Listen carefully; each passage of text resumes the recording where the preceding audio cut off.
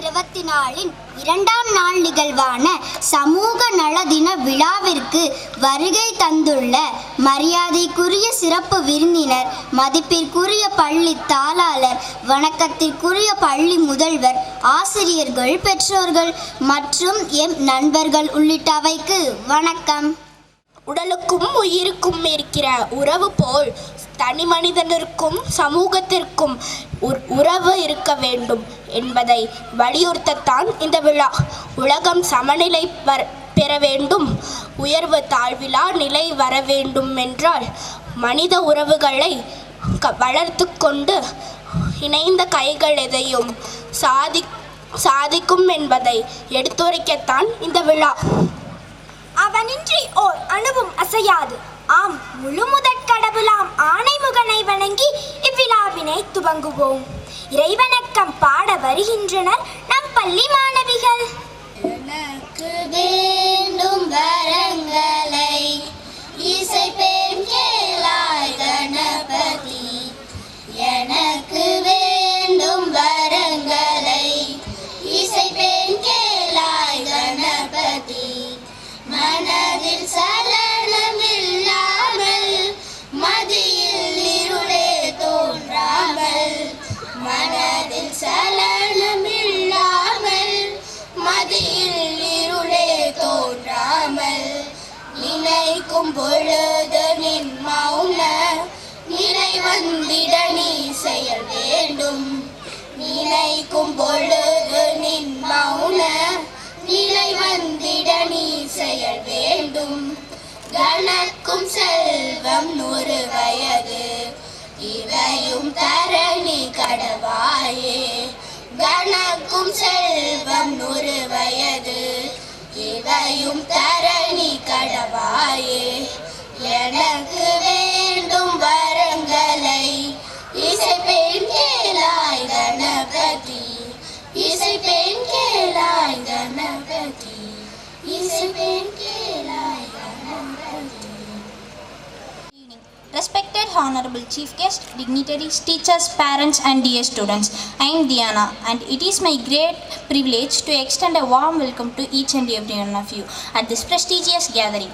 Today we have gathered here at Aurobindo Vidyalaya School, Dharapuram to celebrate a momentous occasion dedicated to the essence of social health. Our hearts swell with pride and joy as we are graced by the presence of our esteemed chief guest, the renowned Kavigan Nandalala. Sir, your poetry has touched the souls of many and we are truly honored to have you with us today to share your insights on social health.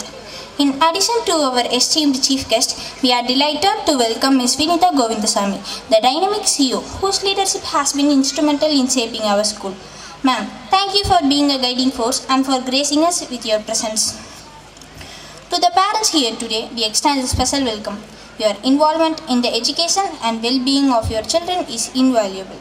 Your presence here reflects your commitment to their holistic to their growth and development, and we appreciate the partnership we share in nurturing the future leaders and contributors to society. Dear students, you are the heartbeat of Aurobindo Vidyalaya School. Your enthusiasm, creativity and potential inspire us every day. Today's event is a celebration of your talents, dreams and the collective spirit that makes our school community so special. As we gather here, let us engage in meaningful discussions, performance and reflections on the theme of social health. Our aim is not just to celebrate this occasion, but to sow the seeds of awareness and compassion that will continue to bloom in the hearts and minds of all those present. Once again, a heartfelt welcome to each one of you. May today's event inspire us all to contribute positively to the social fabric of our community. Thank you one and all. அகிலம் போற்றும் ஆங்கிலத்தில் இனியதோர் வரவேற்பை வழங்கிய GM தியானாவிற்கு நன்றி. நடனம் என்பது உடலின் ஆன்மாவின் மறைக்கப்பட்ட மொழி என்கிறார் மார்த்தா கிரஹாம். நடனம் நம் வாழ்வோடு மட்டும் இணைக்கப்படவில்லை, அது நம் பண்பாட்டையும் நாகரிகத்தையும் பறைசாற்றுகிறது. வரவேற்பு நடனமாட வரும் சிறார்களை வரவேற்போம்.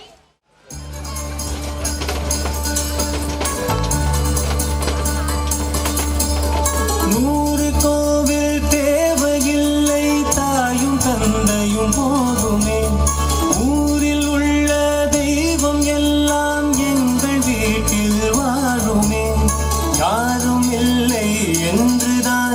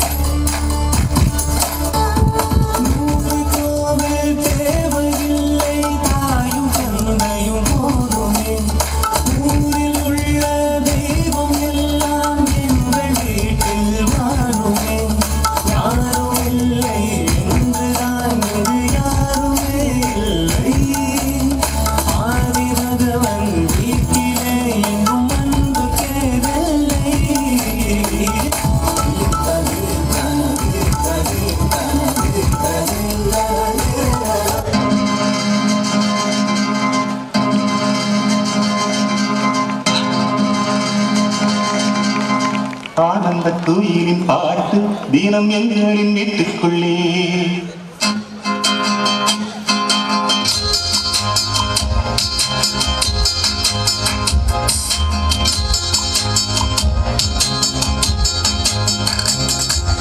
ஆனந்த குயிலின் பாட்டு தினம் எங்களின் வீட்டுக்குள்ளே.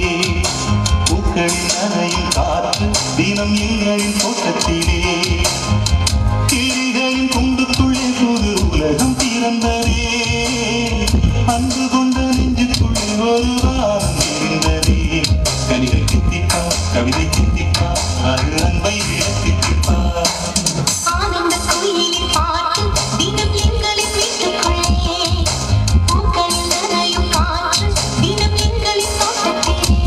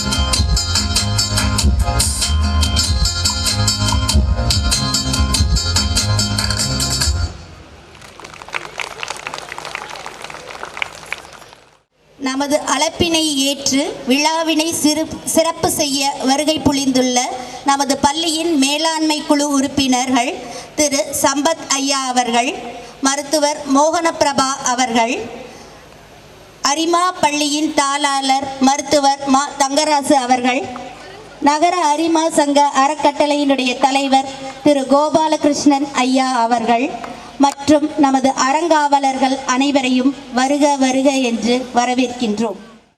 கண்கவர் நடனத்தால் கண்களுக்கு விரிந்திட்ட மாணவிகளை கைதட்டி உற்சாகப்படுத்துவோம்.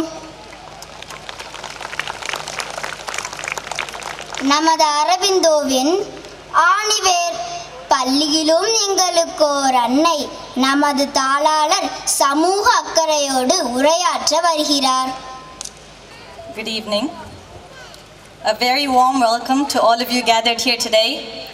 It is an absolute pleasure to have each and every one of you join us for Aurobindo Vidyalayas Swasthya, or Arogya Sangamam.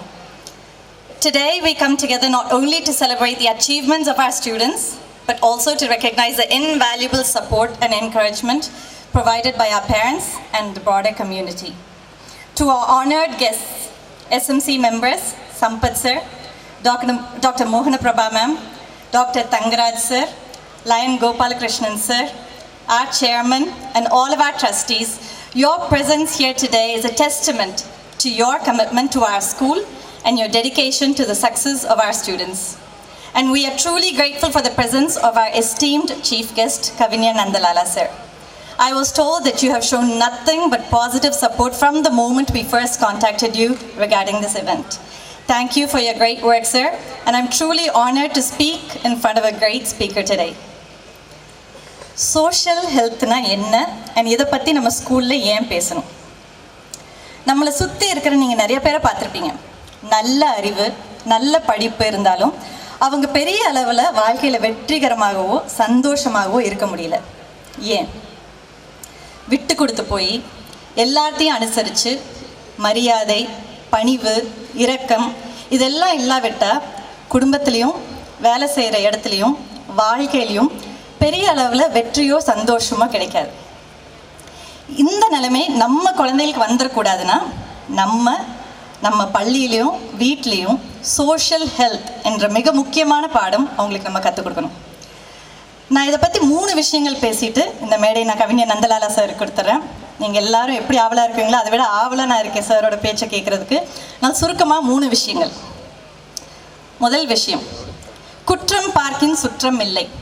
இது எவ்வளவு சீக்கிரம் நம்ம குழந்தைகளுக்கு இது சொல்லித்தரமோ அவ்வளோக்கு அவங்களுக்கு நல்லது. லாஸ்ட் 5 இயர்ஸாக நான் பிரின்சிபல் கரஸ்பாண்டன்ட் இருக்கையில் மை ஓப்பன் டோர் பாலிசி, யார் வேணாலும் எப்போ வேணாலும் வரலாம், என்ன வேணாலும் சொல்லலாம். நிறைய ஸ்டூடெண்ட்ஸ் வருவாங்க, நிறைய ப்ராப்ளம்ஸ் எடுத்துகிட்டு வருவாங்க. மேம் இவன் சரியில்லை, இவன் இப்படி பண்ணா அப்படி பண்ணா அப்படின்னு சொல்லிட்டு கம்ப்ளைண்ட்டோட வந்தோடனே ஃபஸ்ட்டு நான் என்ன சொல்வேன்னா, அவங்கள பற்றி 2 நல்ல விஷயங்கள் சொல்லு. ஏதாவது 2 பாசிட்டிவாக அந்த ஃப்ரெண்டை பற்றியோ அந்த டீச்சர் பற்றியோ நீங்கள் யாரை பற்றி கம்ப்ளைண்ட் பண்ண வந்தீங்களோ 2 விஷயம் பாசிட்டிவாக சொல்லுங்கள் அப்படிமா. கொஞ்சம் நேரம் யோசிப்பாங்க குழந்தைங்க, 2 விஷயம் கொஞ்சம் மெதுவாக சொல்லுவாங்க, அதுக்கப்புறம் 3-4 நிறையா கொடுப்பாங்க. இப்போ நம்ம சொல்லுவோம் எல்லாத்துக்கிட்டையும் பாசிட்டிவ்ஸ் இருக்குது, நெகட்டிவ்ஸ் இருக்குது, நிறைகள் இருக்குது, குறைகள் இருக்குது. ஸோ அவங்களோட பாசிட்டிவ்ஸை பாருங்கள். எந்த விஷயம் உங்களுக்கு சரியில்லை, உங்களுக்கு மனசு கஷ்டமாக இருக்கோ அதை எந்த எதிர்பார்ப்பும் இல்லாமல் அவங்கக்கிட்ட போய் பொலைட்டாக கைண்டாக மரியாதையோடு எடுத்து சொல்லுங்கள். அவங்க மாறுறாங்களோ இல்லையோ, உங்கள்கிட்ட மாற்றி பழகிறாங்களோ அதெல்லாம் அவங்க இஷ்டம், பட் உங்கள் கடமை அது, அதை எடுத்து சொல்லுங்கள் அப்படின்னு சொல்லுவேன். நம்ம ஸ்கூலில் no gossiping, A to B policy அப்படின்னு வச்சுருக்கோம். இங்கே எல்லாத்துக்கும் தெரியும், டீச்சர்ஸ் கிட்ட எல்லாம் கேட்டிங்கன்னா அற்புதமாக எக்ஸ்பிளைன் பண்ணுவாங்க. ஏக்கு பி கூட பிரச்சனை இருந்ததுன்னா ஏ போய் பி கிட்ட பேசணும், சி கூட போய் அவங்ககிட்ட பின்னால் போய் தப்பாக பேசுகிறதோ, டி கிட்ட போய் புலம்புறதோ, XYZ கிட்ட போய் அதை பெருசு பண்ணுறதோ அது யாருக்குமே அது ஆரோக்கியமான விஷயம் கிடையாது. A to B policy. இதை பேரண்ட்ஸும் இந்த பாலிசியை கொஞ்சம் ஃபாலோ பண்ணாங்கன்னா நம்ம குழந்தைகளுக்கு நிறைய விஷயங்கள் நம்ம கற்றுக் கொடுக்கலாம். நான் 2 உதாரணம் கொடுக்குறேன். கிளாஸ் மாற்றுறது பற்றி 2 விஷயங்கள். ஸோ பேரண்ட்ஸ் ஏதாவது குழந்தைய சண்டை போட்டுக்கிட்டாலோ, ஒரு குழந்தைக்கு இன்னொரு குழந்தைகளுக்கு ஏதாவது சிக்கல் இருந்ததுன்னா உடனடியாக என்கிட்ட என்ன சொல்லுவாங்க, கிளாஸை மாற்றிருங்க மேம். டெய்லி வீட்டுக்கு அழுகிறான், ஏதோ ஒரு பிரச்சனை இருக்குது, கிளாஸை மாற்றிருங்க அப்படிம்பாங்க. இன்னொரு தடவை எப்போ நான் இது கேள்விப்படுவேன்னா, ஒவ்வொரு வருஷமும் நம்ம செக்ஷன்ஸை ஷஃபில் பண்ணி போடுவோம் ஸ்டூடெண்ட்ஸை. எல்லா ஸ்டூடெண்ட்ஸையும் ரேண்டமாக நம்ம A செக்ஷன் ரைட் ஸ்டூடெண்ட்ஸ் அந்த மாதிரிலாம் இந்த ஸ்கூலில் எதுவுமே நம்ம ஃபாலோ பண்ணுறதில்ல. ரேண்டமாக நம்ம ஸ்டூடெண்ட்ஸை எவ்ரி இயர் ஷஃபில் பண்ணி புது கிளாஸில் போடுவேன். ஏன்னா அவங்க நிறையா பேர்த்து கூட புது ஃப்ரெண்ட்ஷிப்ஸ் ஃபார்ம் பண்ணணும், நிறைய பழகணும் அப்படிங்கிறக்காக. இந்த 2 விஷயத்துக்காகவும் பேரண்ட்ஸ் மீட் பண்ண வருவாங்க. இது பண்ணையில் பேரண்ட்ஸ் சொல்லுவாங்க, நிறைய ஃப்ரெண்ட்ஸ் எல்லாம் A கிளாஸ்லேயே இருந்துட்டாங்க, இவ்வளோ B கிளாஸ் போட்டுட்டீங்க, ஸ்கூலுக்கே வரமாட்டேன்னு அடம் பிடிக்கிறாங்க, தயவு செஞ்சு கிளாஸை மாற்றிடுங்க அப்படின்னு. இப்படி பண்ணையில் நம்ம 2 தப்பு பண்ணுறோம்.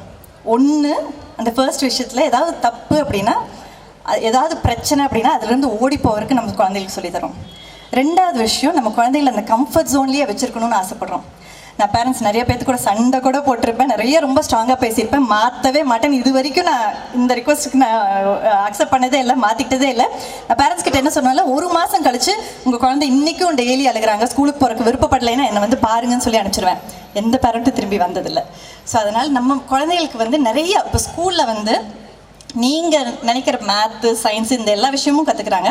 அதை விட லைஃப் லெசன்ஸ், வாழ்க்கை பாடங்கள், ஒருத்தர் எப்படி விட்டு கொடுக்கறது, கருத்து வேறுபாடு ஓட இருந்தால் அந்த சுச்சுவேஷன் எப்படி ஹேண்டில் பண்ணுறது, இந்த மாதிரி நிறையா விஷயங்கள் கற்றுக்குவாங்க. அதுக்கு நம்ம ஸ்பேஸும் அந்த வாய்ப்பும் கொடுக்கணும் அவங்களுக்கு. நீங்கள் எப்போவுமே பாசிட்டிவாக இருங்க, யாரை பற்றியும் நெகட்டிவாக பேசாதீங்க. கண்டிப்பாக உங்கள் குழந்தைங்க முன்னாடி யாரை பற்றியும் நெகட்டிவாக பேசாதீங்க. சுற்றி நல்ல பாசிட்டிவ் ஃப்ரெண்ட்ஷிப்ஸ் அண்ட் ரிலேஷன்ஷிப்ஸை மெயின்டைன் பண்ணுங்கள். இங்கிலீஷில் ஒரு ப்ராவர்ப் சொல்லுவாங்க, show me your friends and I tell you who you are அப்படின்னு. உங்கள் நண்பர்கள் யாருன்னு சொல்லுங்கள், உங்கள் ஃப்ரெண்ட்ஸ் யாருன்னு சொல்லுங்கள், உங்களை பற்றி நான் சொல்கிறேன் அப்படின்னு சொல்லிட்டு. ஸோ நம்மளை சுற்றி நம்ம யாராக இருக்கணும்னு ஆசைப்படுறோமோ அந்த மாதிரி மக்களை தேர்ந்தெடுத்து நம்ம பாசிட்டிவாக இருந்தாலே அது நம்ம குழந்தைகளுக்கு மிகப்பெரிய பாடம். 2வது விஷயம், சோஷியலாக இருக்கிறதுக்கு நிறைய ஆப்பர்ச்சுனிட்டிஸ் க்ரியேட் பண்ணுங்கள். இப்போ நம்ம லைஃப் ஸ்டைல் தனிமை நோக்கி போயிட்டுருக்கு. டேவிட் புரூக்ஸ் அப்படிங்கிறவர் இந்த தலைமுறையோட மிகப்பெரிய மிஸ்டேக் நியூக்ளியர் ஃபேமிலிஸ் அப்படின்னு சொல்கிறாரு. அடல்ட்ஸ்க்கு நியூக்ளியர் ஃபேமிலிஸில் இண்டிபெண்டன்ஸ், ஃப்ரீடம், கன்வீனியன்ஸ் கிடைக்குது. ஆனால் நம்ம குழந்தைகளுக்கு அந்த இன்டர் ஜெனரேஷனல் கனெக்ஷன் மிஸ் ஆகுது. நிறைய ஏஜ் குரூப்பில் இருந்து தினசரி குழந்தைகள் பழகும் பொழுது அவங்களோட மூளை வளர்ச்சி, சிந்திக்கும் திறன் இது எல்லாமே அதிகரிக்குது. Humans are very social beings. நம்ம பிறந்த குழந்தையிலேருந்து பார்ப்போம், ஒரு 2 மாதத்துலேயே நம்ம கூட ஐ கான்டாக்ட் மெயின்டைன் பண்ணுவாங்க. பேசக்கூடிய திறன், அந்த பேசும் இது வராதுக்கு முன்னே நம்ம பேசையில் அவங்களும் பேச ட்ரை பண்ணுவாங்க நம்ம கூட. யார் இதெல்லாம் சொல்லி கொடுக்குறா? No one. Because we are naturally wired to connect with each other. So நிறைய பேர்த்து கூட நம்ம பழகிறதுக்கு நம்ம குழந்தைகளுக்கு வாய்ப்பு ஏற்படுத்துங்க. மனுஷங்க தனிமைங்கிறது ஃபீல் பண்ணுறது அவங்கள உடம்பும் மனசையும் ரொம்ப பாதிக்குது. எவ்வளோ தூரம் பாதிக்குதுன்னா, டெய்லி 15 சிகரெட் புகைப்பிடிக்கிற அளவுக்கு இது சமம் சொல்லியிருக்காங்க. அது தனிமை. சயின்ஸ் இது ப்ரூவ் பண்ணியிருக்கு. தனிமை நம்ம குழந்தைகளுக்கு டிப்ரெஷன், ஆங்ஸைட்டி இந்த மாதிரி பல விளைவுகளை ஏற்படுத்துது. இந்த தனிமை மோஸ்ட்லி எதனால் வருதுன்னா screen time. which brings me to my third and final point. Screen time. இந்த மேடையில் நிறைய உங்கள் எல்லாத்துக்கிட்டையும் இதை பற்றி நிறையா பேசியிருக்கேன். தனிப்பட்ட முறையில் உங்கள்கிட்ட பேசியிருக்கேன். நம்ம டைரியில் இருக்குது. டீச்சர்ஸ் எல்லாருமே ஸ்டூடெண்ட்ஸ் கிட்ட பேசியிருக்கோம். ஸ்க்ரீன் டைம் வந்து நிறைய கம்மி பண்ணணும், எப்படி நம்மளோட டெக்னாலஜி யூஸ் பண்ணணும், ஃபோன்ஸ் எப்படி யூஸ் பண்ணணும், டிவி எதுக்காக பயன்படுத்தணும் அப்படின்னு. ஆனாலும் சில பேரண்ட்ஸ் என்கிட்ட வந்து கண்ட்ரோலே பண்ண முடியலைங்க மேம் அப்படிம்பிங்க. ஒரு 7வது 8வது பையனோட அம்மா அப்பா வந்து சொன்னால் கூட ஓகே, அவங்க திருப்பி பேசுவாங்க, ஏதாவது பண்ண முடியும். But LKG, UKG, first standard இந்த பேரண்ட்ஸ் வந்து சுத்தமாக என்னால் கண்ட்ரோலே பண்ண முடியல. எப்படியோ அழுது அந்த ஃபோனை வாங்கிடுறாங்க அப்படின்னு சொல்லிட்டு நான் உங்ககிட்ட என்ன சொல்கிறது? அந்த குழந்தைக்கு 3 வயசு, நம்மளுக்கு 30 வயசு. ஸோ இது ஏன் நம்ம ஈஸியாக விட்டுறோன்னா, நம்மளுக்கு முழுமையாக அது புரியல, அதோட விளைவுகள் என்னன்னு புரியல, அதனால் அழுதாக கொடுத்துட்றோம். நான் இந்த உதாரணம் தான் நிறைய பேர்த்துக்கிட்ட முன்னால் ஷேர் பண்ணியிருக்கேன், திருப்பி எனக்கு ஷேர் பண்ணுறேன். ஒரு பிஸி ரோட்டில் நின்றுருக்கோம், ஃபாஸ்ட்டாக காரு, ட்ரக், லாரிஸ்ன்னு ஏராளமான ஸ்பீடில் போயிட்டுருக்கு. குழந்தை கை பிடிச்சிருக்கீங்க, ரோடை கிராஸ் பண்ண போகிறீங்க. அந்த குழந்தை அழுகுது, கையை விடு நானே கிராஸ் பண்ணுறேன்னு. விடுவீங்களா? அழுகுது மேம், என்ன பண்ணுறது அப்படின்னு விட்டுருவோமா? நம்ம கையை விட்டால் என்ன நடக்கும்னு நம்மளுக்கு தெரியும், அதனால் கையை விட மாட்டோம். ஆனால் ஃபோன்ஸ் அப்படி இல்லை. அழுகுது அப்படின்னு சொல்லி ஒரு சின்ன எக்ஸ்கியூஸ் நம்மளுக்கே கொடுத்துட்றோம். அதோட விளைவுகள் என்ன அப்படின்னு நான் பேசணுன்னா அடுத்த 2-3 மணி நேரம் வேணும். அதனால் உங்களுக்கு நிறைய இதை பற்றி பேசியிருக்கேன். இதை தயவு செஞ்சு நீங்கள் மனசில் வச்சுக்கோங்க. அண்ட் எங்கே போனாலும் கல்யாணம், ஷாப்பிங், ஜஸ்ட் ஈஸியாக குழந்தைகளை மேனேஜ் பண்ணுறதுக்கு ஃபோனை கையில் கொடுத்துட்றோம். பார்க்கையில் மனசு ரொம்ப வலிக்கும். ஏன்னா நிறைய கோல்டன் ஆப்பர்ச்சுனிட்டிஸ் மிஸ் பண்ணுறாங்க. ஒருத்தர் கூட பேசுறது, பழகிறது, சுற்றி இருக்கிற விஷயங்களை அப்சர்வ் பண்ணுறது, இதெல்லாம் அவங்களுக்கு போயிடுது. கோல்டன் ஆப்பர்ச்சுனிட்டிஸ், அவங்களோட சோஷியல் இன்டெலிஜென்ஸ் பில்ட் பண்ணுறதை அவங்ககிட்ட இருந்து பறிக்கிறோம் நம்ம செல்ஃபோனை கையில் கொடுத்து. So give children the opportunity to build these relationships. இப்போ ரீசெண்டாக நம்ம உங்கள் எல்லாத்துக்குமே வந்து ஜெனரேஷன் ட்ரீ அப்படின்னு ஒரு ப்ராஜெக்ட் கொடுத்தோம். ஸோ உங்கள் குழந்தை கூட சேர்ந்து அப்பா, அம்மா, சித்தி, சித்தப்பா, பாட்டி, தாத்தா, கொள்ளு பாட்டி இவங்க பேர்லாம் கண்டுபிடிச்சி ஒரு ஜெனரேஷன் ட்ரீ வரைஞ்சி எங்களுக்கெல்லாம் ஷேர் பண்ணிக்கணும். நிறைய போஸ்ட், நிறைய குரூப்ஸில் நான் பார்த்தா ரொம்ப அழகழகாக பண்ணியிருந்தீங்க. நிறைய பேர் அந்த ஜென்ரேஷன் ட்ரீ ரொம்ப லார்ஜாக இருந்தது. நிறைய பேர்த்து கண்டுபிடிச்சி ஆட் பண்ணியிருந்தீங்க. நிறைய பேரண்ட்ஸ் எங்களுக்கு தேங்க் பண்ணியிருந்தீங்க இந்த மாதிரி ஒரு விஷயம் நம்ம ஸ்கூல்லேருந்து பண்ணுறதுக்காக. நீங்களே இந்த மாதிரி நிறைய நம்ம குழந்தை கூட உட்காந்து உங்கள் ஃபேமிலி எப்படி, உங்களோட ஃபேமிலியோட பேக்ரவுண்ட் என்ன, ஹிஸ்ட்ரி என்ன, இந்த மாதிரி நிறைய விஷயங்கள் நீங்கள் கண்டிப்பாக கூட சேர்ந்து பண்ணணும். நம்ம குழந்தைகளுக்கு எக்ஸசிவ் ஸ்க்ரீன் டைம் கொடுக்கறதுனால அவங்க மூளை வளர்ச்சி நிறைய பாதிக்குது. மோகனபிரபா மேம் டாக்டர் இருக்காங்க, நிறைய சயின்டிஃபிக் ரீசர்ச் இருக்குது. நீங்கள் ஆன்லைனில் போய் படிச்சிங்கன்னா இதை பற்றி நிறைய படிக்கலாம். ஸோ நம்ம குழந்தைகளுக்கு வந்து நிறைய ஸ்க்ரீன் டைம் கொடுக்க they lose the ability to form relationship. So நான் ஒரு 2 பேர்த்து கூட பழகையில் நான் ஏற்கனவே சொன்ன மாதிரி சின்ன சின்ன சண்டைகள் இதெல்லாம் வந்து அதுக்கும் நான் எப்படி தயாராகி அதை ஓவர் கம் பண்ணி வரேன் அப்படிங்கிறதுல நிறைய விஷயம் நம்ம கற்றுக்குவோம். ஸோ செல்ஃபோன் கையில் கொடுத்துக்கிட்டே இருந்ததுன்னா அந்த ஃபோனை கீழே வச்சுட்டு நான் இன்னொருத்தர் கூட பேசல, என்னால் அவங்க கூட ஈஸியாக கனெக்ட் பண்ண முடியாது. அந்த கனெக்ஷன் ஏற்படாதனால நான் திருப்பி இந்த ஃபோனை நோக்கியே வருவேன். இது ஒரு விஷியஸ் சைக்கிள். நம்ம குழந்தைகளை வந்து தயவு செஞ்சு இந்த பாதையில் கொண்டு போக வேண்டாம்.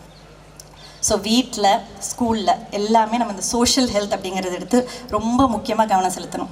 நம்ம ஸ்கூலில் செல்ஃப்லெஸ் ஆக்ட் ஆஃப் கைண்ட்னஸ், எந்த எதிர்பார்ப்பும் இல்லாமல் மற்றவங்களுக்கு நல்லது செய்கிறது. Character badges, honesty, kindness, team work, fairness இந்த மாதிரியெல்லாம் கேரக்டர் டெமான்ஸ்ட்ரேட் பண்ணாங்கன்னா அவங்களுக்கு ஒரு பேட்ஜ் கொடுக்கறது. Appropriate communication skills through clubs இதெல்லாம் சொல்லி கொடுக்கறது. இது எல்லாமே it's part of our school life. வீட்டில் வந்து இருக்கிற கொஞ்ச நேரம் நிறைய அவங்க கூட பேசுங்க. முக்கியமான ஃபேமிலி ஃபங்க்ஷன்ஸ் கூட்டிகிட்டு போங்க. ஃபோனை கொடுக்காதீங்க. நம்ம இப்போ பார்க்குற நம்ம குட்டீஸ் எல்லாருமே நாளைக்கு ஒரு குடும்ப தலைவன், தலைவி, ஒரு அம்மாவா, ஒரு ஒய்ஃபா, ஃபாதரா, ஹஸ்பண்டாக ஆக போகிறாங்க. அவங்க எப்படி இருக்கணும்? அண்ட் ஸ்கூல் அண்ட் பேரண்ட்ஸ் நம்ம எல்லாத்துக்குமே இந்த கடமை இருக்குது to raise those socially responsible and healthy adults. ஒரு குடும்பம் நல்லா இருந்தால் தான் அந்த சமுதாயம் நல்லா இருக்கும். ஒரு குடும்பம் சந்தோஷமாக இருந்தால் தான் அந்த சமுதாயம் சந்தோஷமாக இருக்கும். இந்த பொறுப்பு நம்ம எல்லாத்துக்குமே இருக்குன்னு சொல்லி என் பேச்சை முடிச்சுக்கிறேன். நன்றி, வணக்கம்.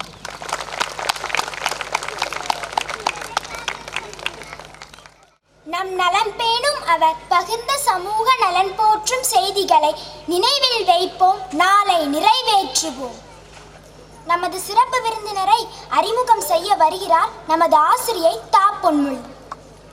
நான் என்ற எண்ணம் மாறி நாம் என்ற சமூக உணர்வோடு குழுமியிருக்கின்ற விழாவினுடைய தலைவர் உள்ளிட்ட உங்கள் அனைவருக்கும் வணக்கம். தேன் இனிமையானது என்றும், தென்றல் மென்மையானது என்றும், மலர் மனம் வீசும் என்றும் சொல்வதைப் போல மரபு கருதி இவரை அறிமுகம் செய்ய வந்துள்ளேன்.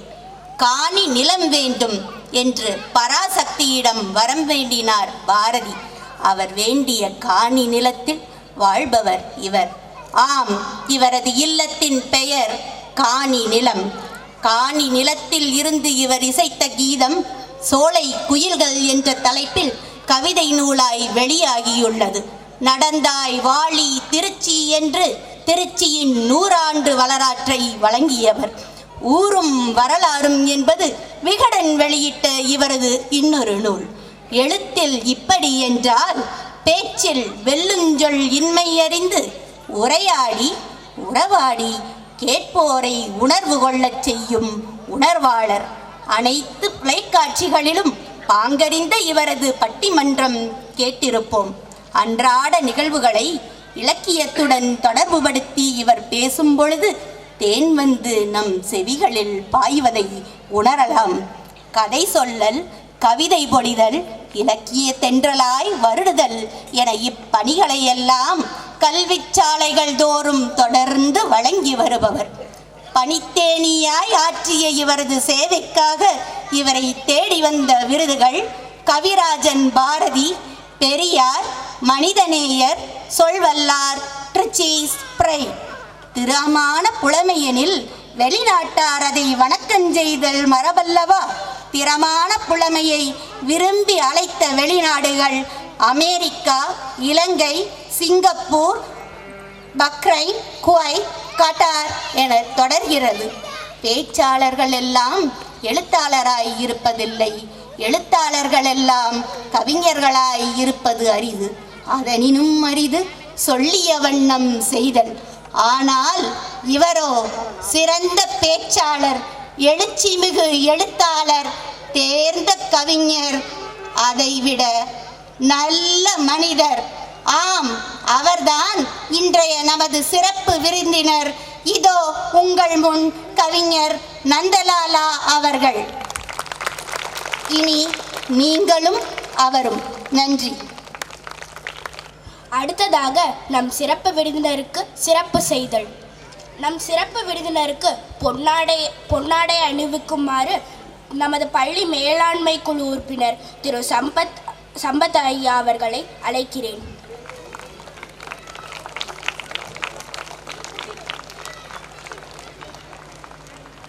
சிறப்பு விருந்தினருக்கு நினைவு பரிசினை வழங்க நமது பள்ளி மேலாண்மை குழு உறுப்பினர் மருத்துவர் மோகன பிரபா அவர்களை அழைக்கிறேன். உண்மையாலுமே நான் மிகுந்த மன மகிழ்வோடு நிற்கிறேன். நான் நிறைய பள்ளிகளில் பேசுகிறவன்,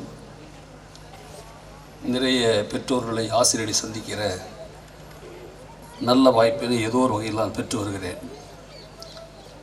ஆனால் ஒரு குழந்தை வளர்ப்பில் இத்தனை பிரிவுகளாக பிரித்து ஒவ்வொரு நாளும் ஒரு விஷயம் குறித்து குழந்தைகளுக்கும் பெற்றோர்களுக்கும் சொல்கிற ஒரு தனித்துவமான பள்ளியாக எனக்கு அரவிந்தோ பள்ளி மனதில் படுகிறது.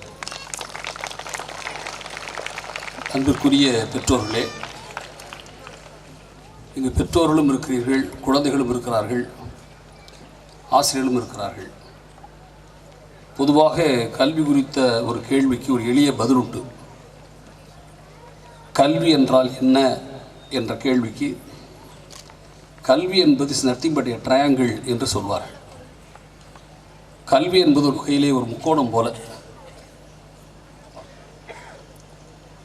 அது ஒரு முக்கோணம் போல. 3 கோணங்களில் ஒரு கோணம் என்பது குழந்தை, மற்றொரு கோணம் என்பது பெற்றோர், 3வது கோணம் ஆசிரியர் உள்ளடக்கிய பள்ளி. இந்த 3ம் ஒருங்கிணைகிற போதுதான் சிறந்த கல்வியை குழந்தைகள் பெறுகிறார்கள். குழந்தைகள் வழியாக சமூகம் பெறுகிறது. இந்த 3ஐயும் இணைக்கிற புள்ளி மிக மிக முக்கியமானது. இந்த ஆரோக்கிய சங்கமம் என்கிற இந்த விழாவில் நான் பள்ளிகளின் ஆண்டு விழாவை அப்படித்தான் பார்க்கிறேன். ஒரு குழந்தை வகுப்பில் எத்தனை மதிப்பெண் எடுக்கிறது என்று தெரிந்து கொள்வதற்கு, அசஸ் பண்ணுவதற்கு சில சிஸ்டம் இருக்குது. ஆனால் அந்த குழந்தையில் இருக்கிற பல்வேறு விதமான ஆற்றல் திறமைகள் எப்படி வெளிப்படும் என்று தெரிந்து கொள்வதற்கு இத்தகைய ஆண்டு விழாக்கள் தான் நமக்கு இருக்கிற ஒரே வாய்ப்பு. எனவே இந்த ஆண்டு விழாக்களை மிக சிறப்பாக திட்டமிட்டு வடிவமைத்து ஒரு 10-15 நாட்கள் ஆசிரியர்கள் இந்த குழந்தைகளோடு செலவழித்து இத்தகைய ஏற்பாடுகளை முதலில் நான் மனதார அர்த்தமுள்ள விழா என்ற வகையில் பாராட்டுகிறேன். என்னுடைய உரை இன்று சோஷியல் ஹெல்த் என்பது குறித்து நான் உங்களிடையே பேசணும். அன்பிற்குரிய தங்கை மிக அழகாக அதை முன்வைத்து அமர்ந்திருக்கிறார். என் வேலை ரொம்ப எளிதிப்போ. என்னுடைய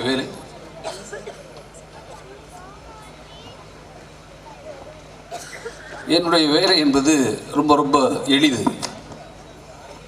நிறைய பெற்றோர் உட்கார்ந்துருக்கிறீங்க. உண்மையாகவே இந்த உலகத்தில் யார் தெரியுமா பெரிய பணக்காரன்? யார் பெரிய பணக்காரன்? பில்கேட்ஸுங்காதீங்க, அம்பானிலாம் சொல்லாதீங்க.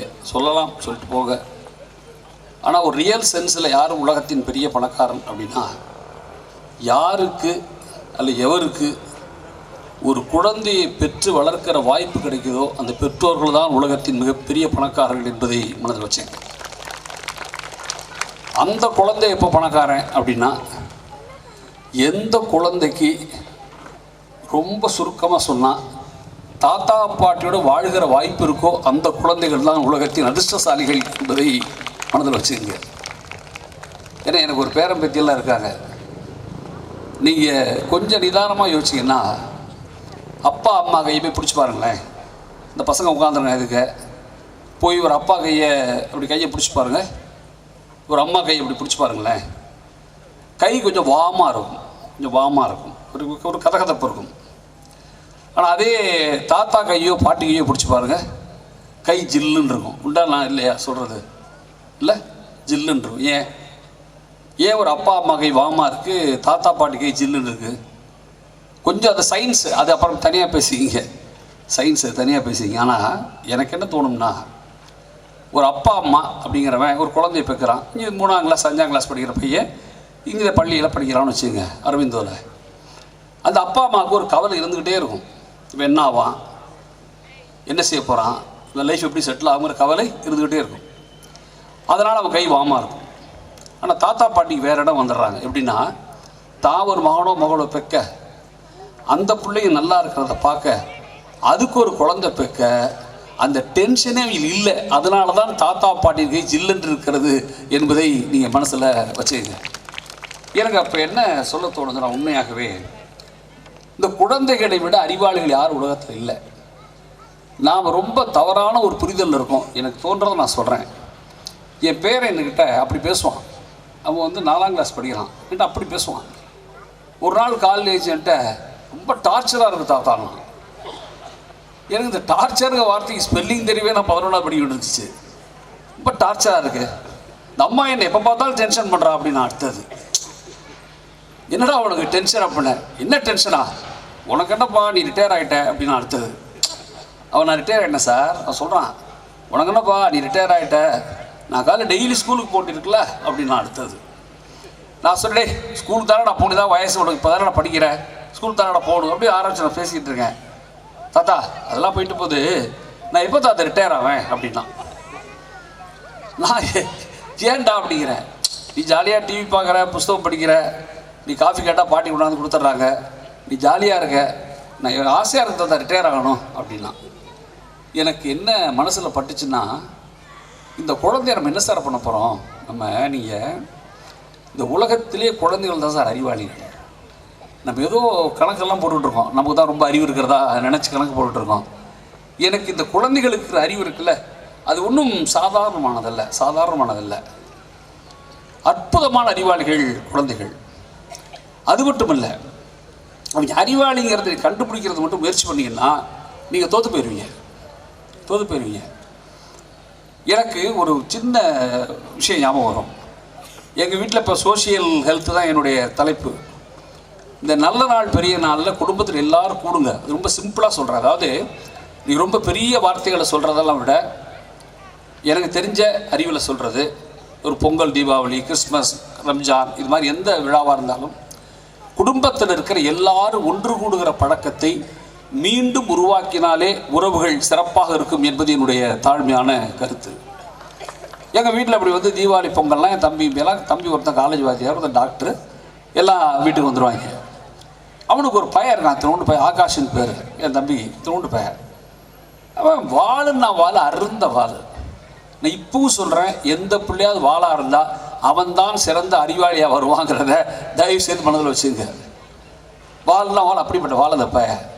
எங்கள் வீட்டில் ஒரு நாள் வந்து தீபாவளிங்கிறதுனால ஏகப்பட்ட ஸ்வீட்ஸ் இருந்துச்சு, எக்கச்சக்க இனிப்பு. எல்லாத்தையும் தின்னுக்கிட்டு இருந்தான். காலைல ஆரம்பிச்சு சாயந்தரம் வரைக்கும் தின்னுக்கிட்டே இருக்கிறான். வாயெல்லாம் அப்படியே அந்த ஸ்வீட் அப்பி இப்படி இருக்குது. சாயந்தரம் பயலுக்கு காய்ச்சல் வந்துடுச்சு. உங்களுக்கு ஏன்னு தெரியும்ல, காய்ச்சல்ங்கிறது என்ன? அது உடலின் மொழி. காய்ச்சல் வந்துடுச்சு. எனக்கு என் தம்பியை கூப்பிட்டே, என்னடா அப்படி பார்த்துட்டே இருக்கிற, பயலுக்கு காய்ச்சல், இதை மாத்திரம் வாங்கி விட்றா அப்படின்னேன். என்ன நீ போன பேசாமல், அவன் எதுவும் திங்க மாட்டானே அப்படின்னு. அவன் நாங்கள் 2 பேரும் மாறி எங்கள் வீட்டுக்காரமாக கேட்டுருந்தாங்க. அவங்களுக்கு இந்த பயலை பற்றி முழுசாக தெரியும். இந்த பையன் ஸ்வீட் மட்டும் இல்லை, பழமும் ரொம்ப நல்லா சாப்பிடுவான். நிறைய பழமும் விரும்பி சாப்பிடுவான். என்ன பண்ணாங்க, என் மனைவி தந்திரமாக குலோப்ஜான் எடுத்துகிட்டு வந்து அதுக்குள்ளே ஒரு பேராசிட்டமாலை வச்சு, ஆகாஷ் இந்திரா பழம் அப்படின்னாங்க. பழம்னு சொன்ன டக்குன்னு வாயில் போட்டால் மியா மென்று தின்னு முடிச்சுட்டான். ஏன் ரொம்ப சந்தோஷம் ஆகி போச்சு. ஆகாஷ் என்னடா சாப்பிட்டு பண்ணி அப்படின்னா, பழம் சாப்பிட்டா அப்படின்னா. பழம் சாப்பிட்டியா, யாரா வேண்டது அதில், நீங்கள் தான் பிரிப்பா அப்படின்னா. பழம் எப்படா இருந்துச்சு அப்படின்னா, நல்லா இருந்துச்சு பிரிப்பா, ஆனால் கொட்டையை திப்பிட்டேன் அப்படின்னா. எனக்கு இப்போ நீங்கள் என்ன சார் செய்வீங்க அவனை? நீங்கள் உங்களுக்கு புரியுதா சார் என்னட்டு? நீங்கள் குழந்தையின் அறிவு மட்டும் இல்லை, குழந்தையின் புரிதலே வேறு. நிஜமாக சொல்கிறேன். நான் என்னுடைய தொலைக்காட்சியில் நான் சொன்ன ஒரு கதை, ரொம்ப ஃபேமஸான கதை ஒன்று இருக்குது. நீங்கள் குழந்தைய புரிஞ்சுக்கிறதுக்கு சொல்கிறேன். ஒரு ஊரில் என்ன பண்ணாங்க, ஒரு 1வது 2வது படிக்கிற பசங்க இருக்காங்க இல்லை, இவங்கெல்லாம் ஒன்றா நிற்க வச்சு சிம்பிள் சர்வே, ஒரு சாம்பிள் சர்வே. என்ன தெரியுமா சர்வே அது? உனக்கு எந்த டீச்சரடா பிடிக்கும்னு கேட்டாங்க. உனக்கு எந்த டீச்சரை பிடிக்கும்னு. ஒரு 7-8 பிள்ளை நிற்கிது. இது கேட்குற கேள்வி போகுது. 7 குழந்தையில 6 குழந்தை எங்களுக்கு அழகாக இருக்கிற டீச்சரை பிடிக்கும்ட்டாங்க. உங்களுக்கு பிரச்சனை புரியுதா உங்களுக்கு? எங்களுக்கு அழகாக இருக்கிற டீச்சரை பிடிக்கும்ட்டாங்க. இப்போ இவங்க கரஸ்பாண்டெல்லாம் உட்கார வச்சு அழகி போட்டி நடத்தியா சார் டீச்சர் ரெக்ரூட் பண்ண முடியும்? இப்போ உங்களுக்கு புரியுதா இல்லையா பிரச்சனை? ஆனால் குழந்தை என்ன சொல்லிட்டான், அழகாக டீச்சர் பிடிக்கும் அப்படின்னு ஒரே வார்த்தை முடிச்சிட்டாங்க. இப்போ இந்த கல்வி உலகமே திணறுது. என்னடா குழந்தை பொய்யெல்லாம் சொல்லாதே அப்படின்னு யோசிச்சு பண்ணும்போது ஒரு பாலஸ்தீன கதை ஒன்று வெளியே வந்தது. அப்போ தான் என்ன தெரியுமா கதை அது? ஒரு ராஜா குதிரை ஏறி காட்டுக்கு போகிறான். நடுக்காட்டில் ஒரு குழந்தை நின்று அழுதுகிட்டு இருக்குது. அழுகிற குழந்தைய பார்த்து ஏமா அழுகுற அப்படிங்கிறான் ராஜா. ராஜா எங்கள் அம்மாவை காண ராஜா அப்படிங்குது குழந்தை. ராஜா சுற்றி பார்க்குறான், யாரும் இல்லை. நான் தான் ராஜா, வா கண்டுபிடிச்சி தரேன்னு வீட்டுக்கு கூப்பிட்டு வந்துடுறான். அரண்மனைக்கு கூப்பிட்டு வந்து அந்த குழந்தைக்கு பால் பிஸ்கட்லாம் கொடுக்குறான். அந்த குழந்தை மெல்ல அழுதுகிட்டு இருக்கு. சோட்டா பீம்லாம் காட்டுறான். சோட்டா பீம் காட்டினோட குழந்தை அழுகை நிறுத்துது. இப்போ சொல்லுமா ராஜா, உனக்கு அழுகு உங்கள் அம்மாவை கண்டுபிடிக்கிறேன், உங்கள் அம்மா எப்படி இருப்பாங்க அப்படின்னா. குழந்தை சிம்பிளாக சொல்லிச்சு, எங்கள் அம்மா ரொம்ப அழகாக இருப்பாங்க அப்படின்னுச்சு. இது எவனா டிஃபைன் பண்ண முடியும் சார் அழகை? நீங்கள் மட்டும் இந்த உலகத்தில் அழகை டிஃபைன் பண்ணிட்டீங்கன்னா இந்த உலகத்தில் காதலே கிடையாது.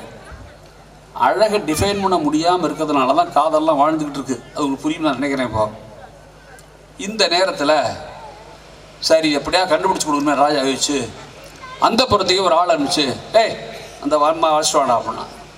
ஒரு அம்மா வர்றாங்க. உங்கள் அம்மா எப்படி இருப்பாங்களா அப்படின்னா. குழந்தை ரொம்ப அலட்சியமாக, இல்லை ராஜா எங்கள் அம்மா இதை விட அழகு அப்படின்னுச்சு. இன்னொரு அம்மா இப்போ அப்படின்னா, போங்க ராஜா, எங்கள் அம்மா இதை விட அழகு ராஜா அப்படின்னுச்சு. டேய் பட்டத்திராணியை கூப்பிட்டு வாங்கடா அப்படின்னா. பட்டத்திராணி வந்து நின்னாங்க. இப்போ சொல்லுமா உங்கள் அம்மா அப்படின்னா.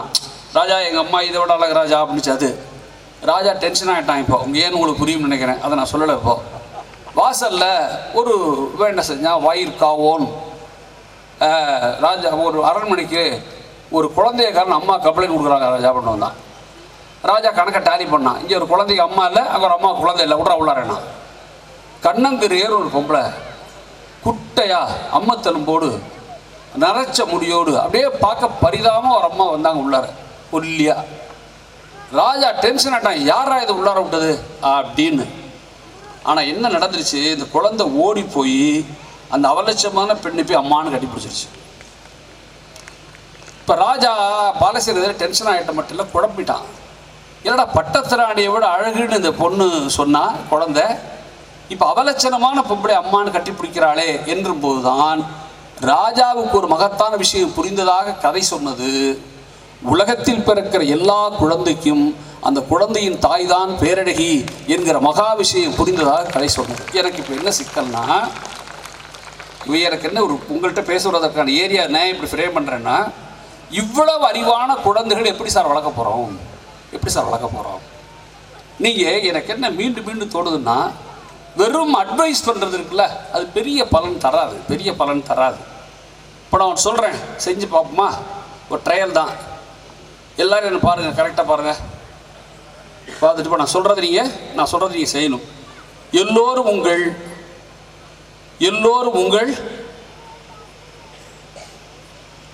ஆள்காட்டி விரலை உயர்த்துங்கள்.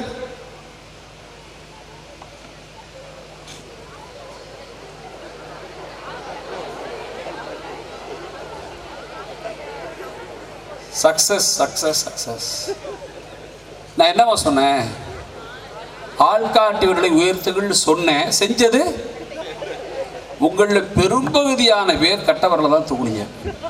இதில் என்ன சார் புரியுது? சொல்வதை குழந்தைகள் செய்யாது, செய்வதைத்தான் குழந்தைகள் பின்பற்றும் என்பதை நீங்கள் தயவு செய்து மனதில் வைங்க.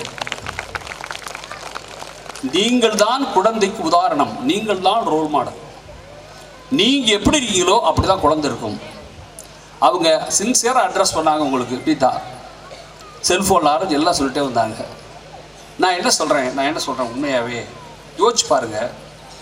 வாழ்க்கையில் உயரத்தை நோக்கி போகணும்னு எல்லாருக்கும் விருப்பம் இருக்குது. யாருக்கு விருப்பம் இல்லை? எல்லாருக்கும் இருக்குல்ல. பெரியவங்க விட்டுற சின்ன பசங்களை சொல்கிறேன். இப்போது சொல்லி கொஞ்சம் அங்கே உட்காந்துருக்காங்கல்ல, இங்கேருந்தெல்லாம் வானத்தை பாருங்கடா. பெரியவங்க விட்டுருங்க, உங்களை ஒன்றும் சொல்லலாம். சின்ன பசங்களை வானம் பார்த்துட்டியா? ஏய் வானம் பார்த்தியாடா? தெரியுதா? சரி, இங்கேருந்து பார்த்தா சின்னதாராபுரம் தெரியுதாடா? பின்னாடி தெரிலங்கண்ணா பாரு. சரிடா, நல்ல பதில்ரா, உண்மையான பதில். சரி, பொதுவாக கிட்டக்க இருக்கிறது தெரியுமா, எட்ட இருக்கிறது தெரியுமாடா? பொதுவாக கிட்டக்க இருக்கிறது தெரியுமா, எட்ட இருக்கிறது தெரியுமா? கிட்டக்க இருக்கிறது தெரியும். அப்போது வானம் தெரியுது, சின்னதாராபுரம் தெரியலன்னா வானத்தை விட சின்னதாராபுரம் தூரத்துக்கு அர்த்தமா? இல்லை. அல்லது சின்னதாராபுரத்தை வானம் கிட்டக்க அர்த்தமா? லாஜிக் இடிக்குது இல்லை? லாஜிக் இடிக்குது. நல்லா புரிஞ்சுக்கோ. வானம் தெரியுது, பக்கத்தில் இருக்க சின்னதாராபுரம் தெரியலன்னு என்ன தெரியுமா அர்த்தம்? இந்த வாழ்க்கையில் எது ஒன்று உயரத்தில் இருக்கிறதோ அது மட்டும்தான் தெரியும் என்பதை நீங்கள் தயவு செய்து மனதில் வச்சுங்க. ரொம்ப எளிமையாக சொல்கிறேன், தெரிஞ்சுங்க. இந்த உயரத்துக்கு போகிறது எப்படி என்பதில் தான் இவங்க இங்கே ஆரம்பிச்சு environmental health, intellectual health, emotional ஹெல்த்துன்னு ஆரம்பித்து இந்த பக்கத்தில் இன்னும் சிலது எழுதுகிறாங்க. ஃபிசிக்கல் ஹெல்த்து, சோஷியல், ஸ்பிரிச்சுவல் எல்லாம் ஹெல்த்துன்னு எழுதுகிறாங்கல்ல. இதெல்லாம் என்னன்னு மட்டும் கொஞ்சம் அசஸ் பண்ணுங்களேன், யோசிங்களேன். எனக்கு இந்த சோஷியல் ஹெல்த்தை என் தலைப்பு, சோஷியல் ஹெல்த்தை என் தலைப்பு. அவங்க பேசும்போது சொன்னாங்க, எந்த குழந்தை எப்படி சோஷியல் சமூகத்தோடு தன்னை இணைச்சிக்கணும் அப்படின்னு சொன்னாங்க. எனக்கு ஒரு கதை ஒன்று ஞாபகம் வருது. ஒரு நல்ல கதை, ஒரு கதை இருக்குது தமிழில். அந்த கதை ஒரு வகையில் என்னோட சம்மந்தப்பட்ட கதை. அந்த கதை எங்கள் வீட்டுக்கு பக்கத்தில் ஹோட்டல் இருக்குது, எங்கள் வீட்டு பக்கத்தில். அந்த ஹோட்டல் உங்களுக்கு 2 வித்தியாசம் இருக்குது தெரியுமா? ஒரு பஸ் ஸ்டாண்ட் பக்கத்தில் இருக்கிற ஹோட்டலுக்கும் வீட்டுக்கு பக்கத்தில் ஹோட்டலுக்கும் வித்தியாசம் இருக்குது. பஸ் ஸ்டாண்ட் பக்கத்தில் இருக்கிற ஹோட்டல் இருக்குல்ல, அந்த ஹோட்டலை யார் வேணாலும் சாப்பிடுவான், எவனாலும் போவான். அதனால் சாப்பாடு எப்போ வேணாலும் செய்யலாம். ஆனால் ஒரு குடியிருப்பு பகுதியில் ஹோட்டல் இருக்குல்ல, அந்த ஹோட்டலில் சாப்பாடு நல்லா இருந்தால் மட்டும்தான் ஆள் வந்துட்டு இருப்பான், இல்லைன்னா வரமாட்டான். அது மாதிரி ஹோட்டல் அது. நான் ஒரு நாள் சாப்பிட்றதுக்கு போகிறேன். எங்கள் பகுதியில் ஒரு பையன் பேச்சுலர், அவன் ஒரு இன்ஜினியரிங் காலேஜில் ப்ரொஃபஸராக இருக்கான். அந்த பையன் அவனும் சாப்பிட வர்றான். மாத தொடக்கம், கையில் கொஞ்சம் காசு வச்சுருப்பான் போல இருக்குது. வந்து உட்கார்ந்த உடனே அவனை பார்த்த உடனே எங்கள் சர்வர் வந்து ரொம்ப பணிவாக வந்து, சார் என்ன சார் சாப்பிட்றீங்க அப்படின்னா. அந்த பையன் வந்து நல்ல ஒரு நெய் ரோஸ்ட் ஒன்று சொல்லு அப்படின்னா. உடனே போய் நெய் ரோஸ்ட் அப்படின்னு சொல்லிட்டான். கொஞ்சம் நேரம் கழித்து எங்கள் பகுதியில் ஒரு சாதாரண தொழிற்சாலையில் வேலை செய்கிற ஒரு ஏழை ஒருத்தர், சாதாரணமான ஆள், அவர் 2 பிள்ளைங்களை கூட்டிகிட்டு ஹோட்டலுக்குள்ள நுழைஞ்ச உடனே அவர் போய் டேபிளில் அவர் 2 பசங்க உட்காடுறாங்க. சர்வர் ரொம்ப அலட்சியமாகவே என்ன சாப்பிட்றீங்க அப்படின்னாப்ல. அவர் 3 பிளேட் இட்லி அப்படின்னார். நல்லா கவனிங்க, சோசியல் ரிலேட்டடுங்கிற வார்த்தை இருக்குல்ல, அதை நீங்கள் ஆழமாக புரிஞ்சுக்க தான் சொல்கிறேன். இதை 3 பிளேட் இட்லி அப்படின்னா சொன்ன உடனே அந்த சர்வர் கொண்டாந்து இட்லியை 3 பிளேட் வச்சுட்டாரு. இந்த 2 பசங்களும் அப்பங்கிட்ட இவன் நெய் ரோஸ் ஆர்டர் பண்ணாலும் அந்த பசங்க கேட்டுக்கிட்டு இருந்தவன் 2 பசங்க அப்பன்ட்ட, எப்பா இட்லி வேணாம்ப்பா அப்படிங்கிறாங்க. அப்பா டேய் தின்றா அப்படிங்கிறாரு. அப்பா இட்லி வேணாம்ப்பா அப்படின்றாங்க. இவன் தின்றா அப்படிங்கிறான் அந்த ஆள். உங்களுக்கு என்ன பிரச்சனை புரிஞ்சிருச்சாப்போ? நெய் ரோஸ் ஆர்டர் பண்ணதுக்கு அப்போ பையன்கிட்ட டப்பு லேதுன்னு அர்த்தம். காசு இல்லை, வெளியிலையும் சொல்ல முடியாது. ரொம்ப சங்கடப்பட்டது. அப்பா டே இட்லி தின்னுங்கடா அப்படிங்கிறார். இந்த உரையாடலை அந்த பேராசிரியர் இளைஞன் கேட்டுட்டு இருக்கான். இப்போ சர்வர் தோசை கொண்டு வந்துட்டான், நெய் ரோஸ்ட்டு, அப்படியே கும்முன்னு வாசம் வருது. என்ன ஜவாப் பண்ணான் அந்த பையன்? சர்வர் ஜவாப் பண்ணான், என்னண்ணா என்னையா தோசை இது, கன்றாவி, இதை கொண்டாந்து வச்சுருக்கேன், எடுத்துகிட்டு போயா, போய் அந்த பசங்களை வச்சுருக்கல ஒரு இட்லி 2 பிளேட் கொடு அப்படின்னா. சர்வருக்கு இது ஒன்றும் புரியல. சார் நீங்கள் வந்துடுறீங்கன்னு சொல்லி மாஸ்டர்கிட்ட ஸ்பெஷலாக போட சொன்னேன் சார், என்ன சார் நீங்கள் இதை போய் இப்படி சொல்கிறீங்க அப்படின்னா. இவன் வந்து எனக்கு என்ன நீ வகுப்பு எடுக்கிறியா? அப்போது சொல்கிறேன்ல அந்த இட்லி நல்லா இருக்கியா, அது மாதிரி இட்லி ஒன்றா கொடு, தோசை எடுத்துகிட்டு போ அப்படின்ட்டான் சார். இந்த பையன் அப்படி சொன்ன உடனே இந்த 2 குழந்தைகளும் சிரிச்சுக்கிட்டு இட்லியை சாப்பிட்டாங்க. உங்களுக்கு என்னென்னு புரியுதா சார்? என்னென்னு புரியுதா உங்களுக்கு? அதாவது அந்த பேராசிரியர்கள் இப்படி பண்ணுறான்னு வச்சுக்கங்களேன், கையில் காசு இருக்குது, அந்த பசங்க 2 பேரோட இட்லி எடுத்துகிட்டுப்பா 2 பேருக்கும் 2 ரவா தோசை கொடுன்னு சொல்ல முடியாதா? நெய் ரோஸ் கொடுன்னு சொல்லிட முடியாதா? சொல்லலாம்ல? சொன்னால் என்ன சார் நடக்கும்? அந்த பசங்க மனசுக்குள்ள என்ன நடக்கும்? நம்ம விரும்பின நெய் ரோஸ்ட்டை வாங்கி தர நம்ம அப்பனுக்கு யோக்கியது இல்லை, யாரோ ஒருத்தன் வாங்கி தரான் பாரு அப்படி தோணும்ல. அப்போது நம்ம அப்பா கொஞ்சம் கீழ் என்று அந்த குழந்தை நினச்சிருவான்ல. இந்த பையன் என்ன அற்புதமாக யோசிக்கிறான்னா, அவங்க அப்பனையும் அவமானப்படுத்தக்கூடாது, குழந்தையும் சாப்பிட வைக்கணும், அதுக்கு தான் என்ன செஞ்சால் சாப்பிடுவான். அவன் சொன்ன இட்லியை நம்ம சொல்லிட்டோம்னா குழந்தைகள் சாப்பிடுவான்னு அந்த பையன் நினச்சான் பாருங்க. அதுதான் சமூகத்தோடு பிணைதல் என்பதை நீங்கள் தேச மனத்தில் வச்சுங்க. அது மட்டும் இல்லை, என் பார்வையில் சொல்கிறேன், சுயமரியாதையை காப்பாற்றிக் கொள்வது என்றால் என் மரியாதை மற்றும் காப்பாற்றிக் கொள்வது சுயமரியாதை காப்பதல்ல, அடுத்தவன் மரியாதையும் காப்பதுதான் சுயமரியாதையை காப்பது என்பதை நீங்கள் மனசில் வைங்க. அப்போது எனக்கு என்ன தோணுதுன்னா, இந்த சமூகத்தோடு பிணைதல் என்கிற சொல் இருக்குல்ல, அது ரொம்ப ரொம்ப முக்கியமானது, சரியானது எனக்கு படும். நீ இப்போ கடவுள் பிரச்சனை இந்தியா முழுவதும் பேசப்படுது, கடவுள் ஒரு பிரச்சனை இந்தியா முழுவதும் பேசப்படுது, தனியாக பேசிக்கிங்க. எனக்கு ஒரு கவிதை படித்தேன், ஒரு கல்லூரி மாணவன் எழுதி வெளிவந்த ஒரு கவிதை, என்னை சமீபத்தில் ஆச்சரியப்படுத்த கவிதை. அந்த கவிதை, இந்த கவிதையை நான் சொல்கிறத நல்லா மனசில் வாங்கி நீங்கள் கூட யாராவது எழுதி கூட வச்சுங்க. கவிதையை கவனிங்க, கவிதை கவனிக்கப்போ. நீண்ட வரிசையில் கடவுளை தரிசிக்க காத்திருக்கையில் களைத்து விழுந்த 3வது வரிசை முதியவரின் தாகம் தணிக்க. புரியுதா? கடவுளை தரிசிக்கணும், கியூ நிற்கிது, கியூவில் சாமி கும்பிடுத்து நின்றுட்டு இருக்கிறான். காத்திருக்கையில் களைத்து விழுந்த 3வது வரிசை முதியவரின் 3வது வரிசையில் ஒரு பெரியவர் நின்றுட்டு இருக்காரு. ரொம்ப நேரம் நின்னதில் களைச்சி போய் அந்த விழுந்துடுறாரு. முதியவரின் தாகம் தணிக்க அர்ச்சனைக்கான தேங்காயை அங்கேயே உடைத்து அவர் கழித்தேன். அர்ச்சனைக்கான தேங்காயை அங்கேயே உடைத்து அவர் கழித்தேன். கருவறையில் கடவுள் யாரும் அறியாமல் வாயை துடைத்து கொண்டார் என்று கவிதை முடிந்து விடுகிறது. இப்போ இவ்வளோ பேர் கைத்தட்டிட்டீங்கல்ல, கடவுளுக்கு கூட அடுத்தவன் துன்பத்தை தன் துன்பமாக ஏற்பவனைத்தான் பிடிக்கும் என்பதை நீங்கள் தயவுசெய்து மனசில் வச்சுங்க. ரொம்ப நாளைக்கு முன்னாடி குன்றக்குடிகளார் பெரியவர், இப்போ இருக்கிறவர்கள் பெரியவர், உண்மையாக எனக்கு ஒரு பெருமிதம் உண்டு. என் மீது தனித்து அனுபவித்திருந்தவர் அடிகளார். பெரிய அடிகளார் அப்பெல்லாம் மேடையில் கதை சொல்லுவார். அருமையான கதை ஒன்று சொல்லுவார். இல்லை தைப்பூசம் முருகனுக்கு போயிட்டு இருக்காங்கல்ல, ஒரு கதை சொல்லுவார் அடிகளார்.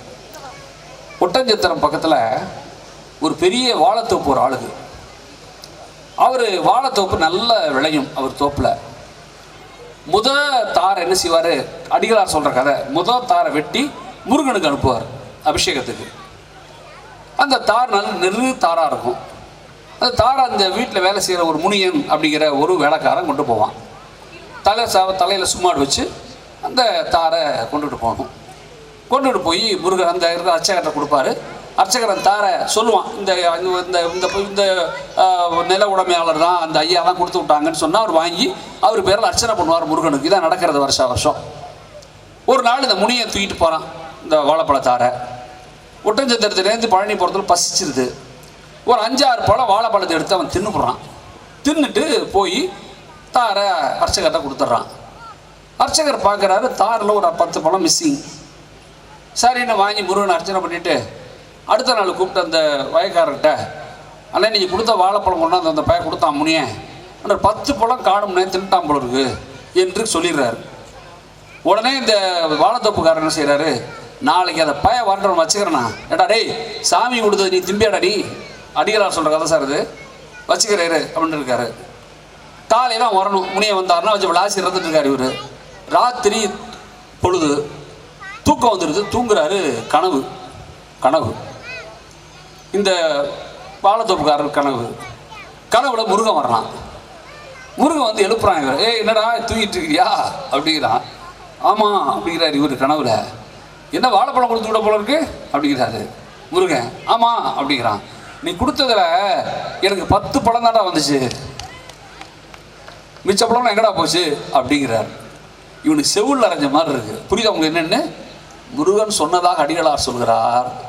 முனியன் தின்ன 10 பழம் தான் தன்னிடம் வந்து சேர்ந்தது, மற்ற பழம் தன்னிடம் வரவில்லை என்று முருகன் சொன்னதாக அடிகளார் கதை சொன்னார். அப்படி என்ன மனசில் வச்சுக்கணும்னா, நான் மீண்டும் அடிக்கோடிட்டு சொல்லிவிட்டு போகிறேன் குழந்தைகளை பார்த்து, இந்த உலகத்தில் யார் அடுத்தவன் மீது அக்கறையோடு இருக்கிறானோ அவன் மட்டும்தான் ஆண்டவனுக்கே நெருக்கமாக இருக்கிறான் என்பதை நீங்கள் தயவுசெய்து புரிஞ்சுக்க. நான் இன்னொன்னும் சொல்லிட்டு போக விரும்புகிறேன் நண்பர்களே. இந்த உறவு குடும்பம்லாம் இருக்குல்ல, குடும்பம்லாம், இதில் அவங்க பேசும்போது சொன்னாங்க விட்டு கொடுக்குற மனசுன்னு சொன்னாங்க. இந்த தொலைக்காட்சியை பார்க்காதீங்க நாங்கள் பல முறை சொல்லியாச்சு, அது யாரும் கேட்குறதா தெரியல. அதுலேயும் இந்த தொலைக்காட்சிகள் மாமியார் மருமக சண்டையை ஒரு நாளும் ஒடுக்க முடியாது போல. அது எனக்கு தெரிஞ்சு இப்போ எங்கள் வீட்லேயும் மருமக இருக்காங்க, எங்கள் வீட்லேயும் எல்லாம் இருக்காங்க, எங்கள் வீட்லேயும் எனக்கு மக இருக்கா, எல்லாம் இருக்காங்க. எனக்கு தெரிஞ்சு தொடரில் வர்ற மாதிரி யாரும் சண்டையெல்லாம் கூட நான் பார்த்ததே இல்லை, உண்மையாகவே பார்த்ததில்லை. ஆனால் இந்த தொடர் இருக்கிற எல்லாருக்கும் மாமியார் மருமக சண்டை எதோ ஒன்றும் தெரியாதுன்னு நினைக்கிறேன். நீங்கள் இந்த மாமியார் சண்டையை பற்றி ஒரு கதை இருக்குது, உங்களுக்கு ஒரு கதை இருக்குது, அருமையான கதை இருக்குது. ஒரு மாமியார் மருமகளும் தொடர்ந்து சண்டை. எப்படி ஒரே பிரச்சனை, டிவியை பார்த்து சண்டை. மருமக ரொம்ப ஷ்ரூடு. இந்த மாமியார் க்ளோஸ் பண்ணுறது முடிவு எடுத்துட்டாவ. நேராக ஒரு வைத்தியர்கிட்ட போனான் ஊரில். இந்த மாமியார் சொல்ல தாங்கலை, ஒரு விஷம் குடியை வச்சு கொண்டுருவோம் அப்படின்ட்டா. அவன் சொன்னான், அந்த லூஸாக இருக்க, நான் பாட்டு விஷம் கொடுப்பேன், நீ பாட்டு ஊற்றி கொடுத்து செத்துட்டான்னா ஒரு குற்றம் நடந்தது என்னன்னு வீட்டுக்கு வந்துடுவாங்க, மாட்டிக்குவே. நான் சொல்கிற ஐடியாவை கேளுண்ணா. என்னன்னு சொன்னால், நான் ஸ்லோ பாய்சன் தர்றேன், அதை கொஞ்சம் கொஞ்சமாக ஊற்றிக்கிட்டு 30 நாளில் கதை முடிஞ்சிடும், மேலே எவனுக்கு சந்தேகம் வராதுட்டாங்க. இது சூப்பர் ஐடியாவாக இருக்கு அப்படின்னு பண்ண மருமக கொடுறான்னு வாங்கி காசு கொடுத்து வாங்கிட்டான். வாங்கிட்டு இது அத்தையை கொடுக்கணும்ல, வீட்டில் போய் திடீர்னு கொடுத்தா அத்தை சாப்பிடுவாளா? மருமக என்ன செஞ்சு அத்தைகிட்ட போய் அத்தை அப்படின்னு சொல்லி நைஸாக பேசி கொஞ்சோண்டு பால் குடிங்க அத்தை அப்படின்னா. இவளுக்கு என்ன ஒரு நாளில் திருநாளாக பால்லாம் கொடுக்குறாவன்ட்டு, இல்லை அப்படிங்கிறா. இல்லை தான் நீங்கள் பால் குடிங்க, பால் கொஞ்சம் கூட வாங்கியாச்சு அப்படின்னு சொல்லி அதில் ஊற்றியாச்சு விஷத்தை கொடுத்தா. மாமியார் குடிச்சிட்டா. மாமியார் நல்லா இருக்குது பால், இப்போ பரவாயில்ல நல்லோட இருக்காளே நினச்சிக்கிட்டு இருக்கா. இப்படி டெய்லி கொஞ்சம் ஒரு ஸ்லோ பாய்சன் ஏறுது சார், ஏறுது. ஒரு 20 நாள் முடிஞ்ச பிறகு மாமியாருக்கு மனசு மாறுது. சே, இவ்வளவு நல்ல பிள்ளையா இருக்கா, சின்ன வயசு, என்ன மகன்கிட்ட பேசிகிட்டு இருக்கிறா, இதை போய் நான் பெருசாக நினச்சிட்டோமே, சின்ன பிடிச்சி இருக்கிற அப்படி தான் இருக்கும் என்று இவளுடைய ஆட்டிடியூட்லேயே சேஞ்சஸ் வருது. மாமியாருடைய நடவடிக்கைகள் மாற்றம் வருது. லேசாக மாற மாற மாற மருமகளுக்கு இவன் நல்லவளாக தானே இருக்கா அந்த கிழவி, ஏன் இவள்கிட்ட நம்ம இவ்வளோ கோச்சுட்டு போகணும், இவன் மனசு இவளுக்கு மாறுது. சக்குன்னு என்ன செய்கிறான், நேராக வைத்தியன்ட்ட போய் அவனை கையை பிடிச்சி கெஞ்சிறேன், ஏதோ கோபதாபத்தில் சொல்லிவிட்டேன் எங்கள் மாமியாரை கொல்லணும்னு, நல்லவளாக தான் தெரிகிறா, கொஞ்சம் ஏதாவது மாற்று மருந்து குடியா, நான் காப்பாற்றிடலாங்கிறா. அவன் சொல்லிட்டான், ஐயா கொடுத்ததான் தாயி, கதை போகுது, ஆளை விட்டுரு அப்படின்ட்டான். மருமக கெஞ்சினான், உன்னை கெஞ்சி காலில் விழுகிறேன், கூட காசு தரேன், வேறு மருந்து குடியா, அந்த விஷத்தை முறிச்சுக்கலாம் அப்படின்னா. அப்போ தான் வைத்தியம் சிரித்தான். நான் கொடுத்தது விஷமெல்லாம் இல்லைம்மா, விட்டமின் டானிக்கு. நல்லா யோசிச்சு பாரு, நல்லா யோசிச்சு பாரு, நீ அன்பாக இருக்க மாதிரி நடித்ததுக்கே மாமியார் அப்படி மாறிட்டாளே, நீ உண்மையாகவே அன்பாக இருந்திருந்தால் உன் மாமியார் எப்படி இருந்திருப்பாள் என்று யோசி என்று அந்த கதையை முடித்தாங்க. நீங்கள் இப்போ எங்கே சிக்கல் எல்லாருக்கும் வருதுன்னு சொன்னால், நம்மளால் அன்பாக இருக்கிறவரை நடிக்க கூட முடியல, அதான் சிக்கல். இப்போ இந்த இண்டிவிஜுவாலிட்டின்னு சொல்கிறாங்க பாருங்கள், தனித்துவமாக ஒரு குடும்பத்தில் நான் காலரசி கூட நானாகவே இருப்பேன். அதனால இந்த கவிதை சொன்னான், ரொம்ப அற்புதமான கவிதை, அம்மாவை பற்றிய கவிதை. அப்பா கவிஞராகவும் இருக்கிறார், அண்ணன் விளையாட்டு வீரனாகவும் இருக்கிறான், தம்பி ஓவியனாகவும் இருக்கிறான், தங்கை நாட்டியக்காரியாகவும் இருக்கிறாள், பாட்டி கதை சொல்லியாகவும் இருக்கிறாள், அம்மா மட்டும்தான் அம்மாவாக இருக்கிறாள் என்று கவிதை சொன்னான் ஒருத்தன். உங்களுக்கு உறவுகளை எவாலுவேட் பண்ண கூட தெரியல. இப்போ நமக்கு நீங்கள் நல்லா கவனிச்சு பார்க்க பசங்களை, டீனேஜ் பசங்களை, அவங்க உலகத்திலே வெறுக்கிற ஜீவன் அப்பா தான் இருப்பான். அம்மாவை கூட ரஜினிகாந்த் பாட்டுக்கிட்டு பாடி காப்பாற்றிடுவார், அம்மா என்று விளக்காத உயிரிலேன்னு பாடிட்டு போயிடுவாங்க. அந்த அப்பனை கண்டா அந்த பயலுக வெறிக்கிற வெறி இருக்க, நான் மனதார சொல்கிறேன், இந்த ஜீவன்லேயே அப்பா மாதிரி பரிதாபத்துக்குரிய கேரக்டர் எனக்கு தெரியும் யாருமே கிடையாது. நீங்கள் நல்லா கவனித்த பயல்களை இத்தினூண்டு இருப்பான். 3ஆம் கிளாஸ் 4ஆம் கிளாஸ் படிக்கும்போது எங்கள் அப்பாம்பாங்க, எங்கள் அப்பா அப்படிம்பாங்க. அது அப்படியே அப்பனை நினச்சி பொங்குவாங்க.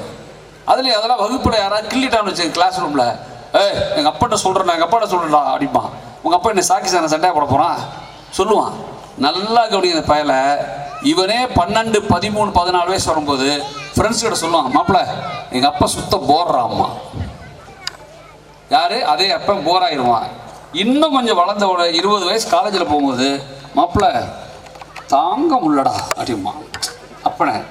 அவங்க சொல்லுவாங்க, எங்கப்பா அதை கூட மோசம்டாம்பாங்க. நல்லா கவனிங்க, 30 வயசில் சொல்லுவான், மாப்பிள்ள எங்கள் அப்பா பரவாயில்லடாம்மா. 40 வயசில் சொல்லுவான், மாப்பிள்ள எங்கள் அப்பா தெய்வம்டாம்மா, ஆனால் அப்பா உயிரோடு இருக்க மாட்டான். சொல்கிறது புரியுதா உங்களுக்கு? இந்த விழாலாம் எதுக்கு தெரியுமா உங்களுக்கு? விழா எதுக்கு தெரியுமா? 20 வயதில் இல்லை, 10 வயசில் இல்லை, 8 வயசுலேயே அப்பனை தெய்வம் என்று உணர வேண்டும் என்பதற்குத்தான் இந்த விழாலாம் நடத்துகிறாங்க. வேறு எதுக்கு இந்த விழாக்கள்லாம் இல்லை. நீங்கள் யாரோடைய பழகிறதெல்லாம் இருக்கட்டும், நீங்கள் சொந்த அம்மா அப்பாவை நம்ம என்ன நினைக்கிறோம் யோசிச்சு பாருங்க. யோசிச்சு பாருங்க தயவுசெய்து. எனக்கு அப்போ தான் என்ன தோணும்னா, இந்த உறவுகளில் எங்கே சிக்கல் வருது தெரியுமா? நான் அடிக்கடி என்னுடைய நிகழ்ச்சியில் சொல்லுவேன், இந்த உலகத்திலே ரொம்ப சிறந்த அன்கண்டிஷனல் லவ் தான். என்னுடைய எல்லா நிகழ்ச்சியும் வலியுறுத்தி சொல்கிற ஒன்று, நிபந்தனையற்ற அன்பு தான் இந்த உலகத்தில் ஆக சிறந்தது என்பதை நீங்கள் தேசி புரிஞ்சுக்குங்க.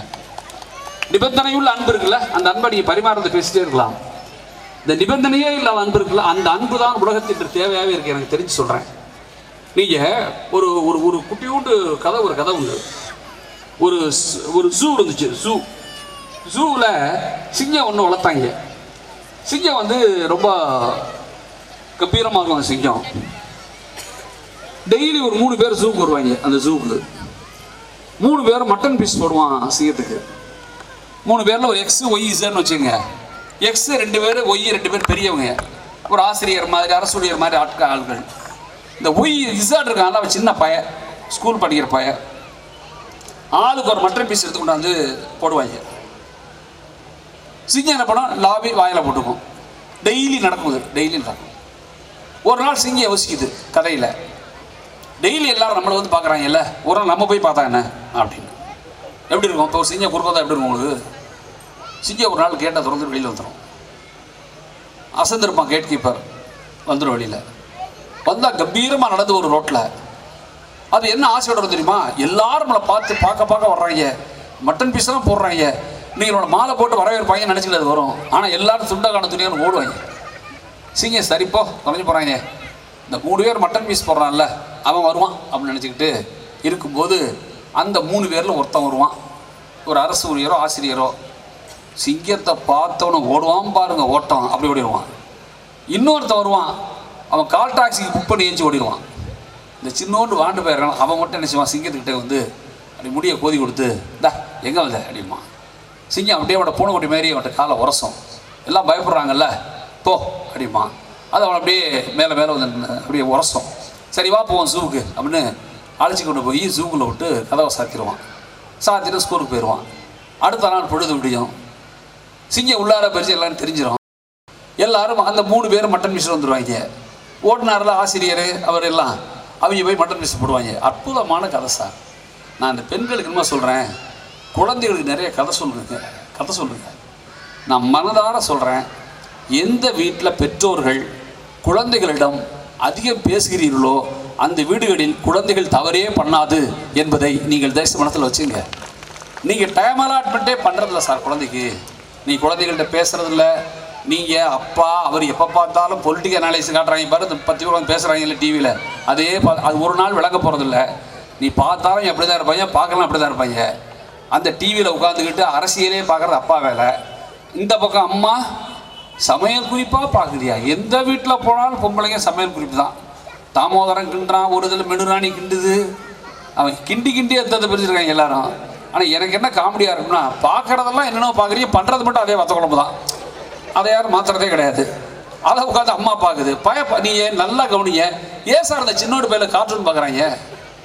ஏன் எல்லாரும் வந்து கார்ட்டூன் போகோ சேனலோ கார்ட்டூன் நெட்வொர்க்கோ பார்க்குறான்னு நினைக்கிறீங்க? வேறு ஒரு காரணம் இல்லை. வீட்டுக்குள்ள நுழையிறான் ஸ்கூல்லேருந்து, அப்பா எப்போ பார்த்தாலும் பேப்பர் படிக்கிறாரு, இல்லைன்னா அரசியல் பார்க்குறாரு டிவியில். ஆமாம், அம்மா சமையல் குறிப்பாக பார்க்குது. பார்க்குறான், ஒருத்தருமே பேச மாட்டேங்கிறாங்க. கார்ட்டூனை ஒர்க் பண்ணோம்னா நாய் பேசுது, நரி பேசுது, குருவியெல்லாம் பேசுது. அவங்க முடிவெடுத்துட்டான் இவங்களோட அது பெட்டராக இருக்குன்ட்டு அவங்க இப்போ டிவி பார்க்குறாங்க. வேறு ஒன்றும் தெரியுது அவங்களுக்கு பிரச்சனைங்கன்னு. நான் நிஜமாக சொல்லி முடிக்கிறேன். நிறைய வீட்டில் பேசுங்க, சமூகம் பற்றி பேசுங்க, நல்லது பற்றி பேசுங்க, எது தப்புன்னு பேசுங்க.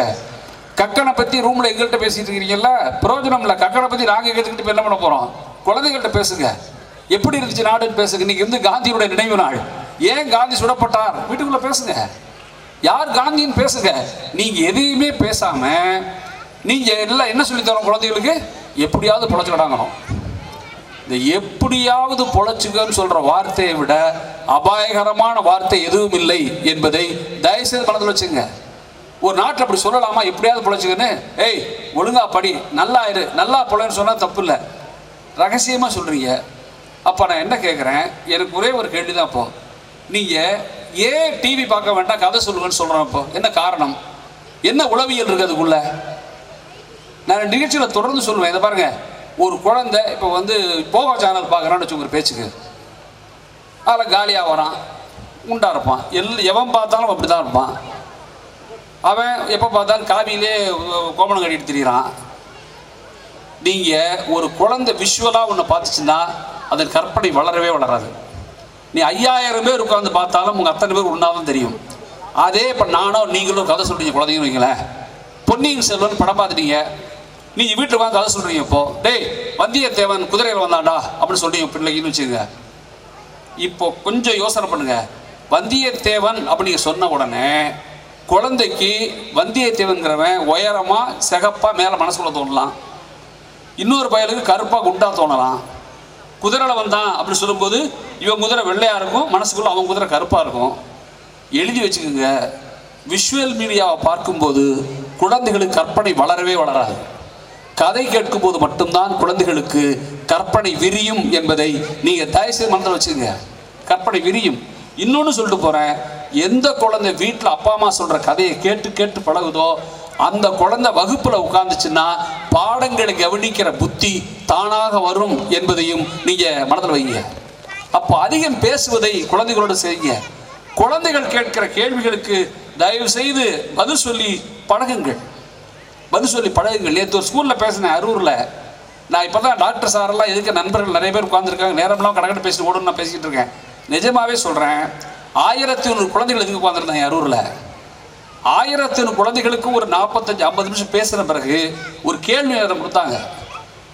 எல்லாமே 9, 10, 11, 12 9th 10th 11th 12th படிக்கிற பசங்க அத்தனை பேரும். அந்த பசங்க கேட்ட கேள்வி இருக்குல்ல, நான் டாக்டர்கிட்ட சொல்லிட்டு இருந்தேன், நம்ம அத்தனை பேர் தப்பாக நினச்சிட்டு இருக்கோம் குழந்தைகளை.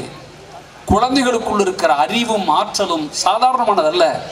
நாமெல்லாம் சேர்ந்து எனக்கு ஒரு வகையில் என்ன தெரியுமா தோணுது, இப்போ எங்கள் தலைமுறையில் எங்கள் வீடுகள் கொஞ்சம் ஏழ்மையாக இருந்துச்சு. நான் சார்ட்ட சொன்னேன், வீடு கொஞ்சம் ஏழையாக இருக்கும், வீட்டில் 4-5 பசங்க இருப்பாங்க. உண்மையாகவே சொல்கிறேன், வசதி குறைவான வீடுகளில் குழந்தைகளுக்கு வழியே இல்லாமல் சுதந்திரம் அதிகம் கிடைத்தது. இன்னைக்கு வீடுகள் வசதியாகி போச்சு, குழந்தைகளுக்கு சுதந்திரமே இல்லாமல் போய்விட்டது என்பதை நீங்கள் தயவுசெய்து பேரலாக யோசிச்சு பாருங்க, நான் சொல்றது புரியும். அப்போ இவைகளை எப்படி சரி செய்வது என்றால், என் பார்வையில் குழந்தைகளை சமூகத்தின் மீது அக்கறை கொள்ள வைப்பது, நாட்டு நடப்புகளை குழந்தைகளுக்கு புரிய வைப்பது. நீங்கள் நிஜமாக சொல்லிட்டு போகிற உங்களுக்கு நான் ஒன்று, எனக்கு ரொம்ப பிடித்த ஒரு செய்தி உண்டு. ஒரு தம்பி ஒருத்தன் ஒரு முறை கவிதை சொன்னான். அந்த கவிதை சும்மாடு என்று சின்னோண்டு புத்தகத்தில் இருக்குது அந்த கவிதை. நான் சொல்கிற கவிதையை கவிதையாக சொல்லாமல் செய்தியாக சொல்கிற பாருங்களேன். ஒரு பையனுக்கு முதல் ஒரு வேலை ஒன்று கிடைக்குது. அவர் MA தமிழ் லிட்ரேச்சர் படித்த பையன். அவனுக்கு ஒரு கிராமத்து பள்ளிக்கூடத்தில் வாத்தியார் வேலை கிடைக்குது. கற்பனை பண்ணிங்க, கிராமத்து பள்ளிக்கூடத்தில் வாத்தியார் வேலை கிடைக்குது. அவனுக்கு பயங்கர சந்தோஷம். கவர்மெண்ட் ஸ்கூல் டீச்சர், ஓரளவு நல்ல சம்பளம்ட்டு கிளாஸ் ரூம் போகிறான். முதல் நாள் வேலை, வகுப்பு போகிற அந்த ஆசிரியர் சின்ன பையன், கிராமத்து பள்ளிக்கூடம், ஸ்கூலில் அத்தனை பயிர்களும் சட்டை போடல, பக்கா கிராமம், எல்லாம் கண்ணகரேன்னு இருக்காங்க. ஆனால் கண்ணு மட்டும் ஜிகு ஜிகு ஜிகுன்னு அப்படியே மினுக்குது. கண்ணு குழந்தைகள் கண்ணு போல் அழகான கண் வேறு எதுவும் இல்லை, மினுக்குது, நேரம் இல்லை. இவன் அந்த குழந்தைகள் ரசிக்கிறான். இப்போ அவனுக்குள்ள மனசுக்குள்ள ஒரு கேள்வி ஓடுது, இந்த குழந்தைகளுக்கு முதல்ல ஒரு வகுப்பு எடுக்க போகிறோம், பாடம் நடத்த போகிறோம், என்ன எடுக்கலாம் அப்படின்னு யோசிக்கிறான். இந்த பிள்ளைகளோட பேசணுமே, நம் வாய் திறந்து முதல்ல பேச போகிறோம், முதல் நாள் வேலை, என்ன பேசலாம் அப்படின்னு யோசிக்கிறான். கேள்வி கேட்போமா அப்படின்னு மனசு யோசிக்குது. சரி கேட்போம், என்ன கேட்போம், 1+1 இவ்வளோன்னு கேட்கலாமா? ஆனால் இந்த பசங்க தெரியாதுன்ட்டாங்கன்னா அசிங்கமாக இருக்கும். முதல் கேள்விக்கு தெரியாதுன்னு சொல்கிறதுச்சா அது தப்புடா, நல்லா இல்லடா அப்படின்னு யோசிக்கிறான். என்ன கேட்டால் இந்த பிள்ளைங்க தெரியும்னு சொல்லும் அப்படின்னு யோசிச்சு என்ன செய்கிறான், பேர் கேட்போமா, டேய் உன் பேர் என்னடா அப்படின்னு கேட்டால் பேர் சொல்லுவான்ல, அவனுக்கு தெரிஞ்ச பதிலாகிடுதுல்ல. நல்ல வேலை முதல் கேள்வியே தெரிஞ்சதாகிடுது அப்படின்னு கற்பனை பண்ணும்போது, இதுவோ கிராமம், பேர் கேட்டால் கூட சில பேர் இருந்துச்சு, இன்னும் வைக்கல சார்னு சொல்லுவாங்க, அதுவும் பிரயோஜனம் இல்லைன்ட்டு மெதுவாக என்ன செய்கிறான், டேய் குழந்தைகளே அப்படிங்கிறான். என்ன சார் அப்படிங்கிறாங்க. எல்லோரும் ஸ்லேட்டை எடுத்துக்கொள்ளுங்கள் அப்படிங்கிறான். கவர்மெண்ட்டு ஃப்ரீயாக கொடுத்த ஸ்லேட் எல்லார் கையில் இருக்குது. ஸ்லேட்டு குச்சிருக்கா இருக்குது, எடுத்துட்டீங்களா, எடுத்துட்டேன், எங்கே எல்லாரும் முட்டை போடுங்கள் அப்படிங்கிறான். எல்லா குழந்தையும் முட்டை போட்டுருது. ஏன்னா அது வரைக்கும் வாத்தியாருங்க போட்ட முட்டை அது போட்டுருச்சு. கவிதையை முடிச்சுட்டான் சார்.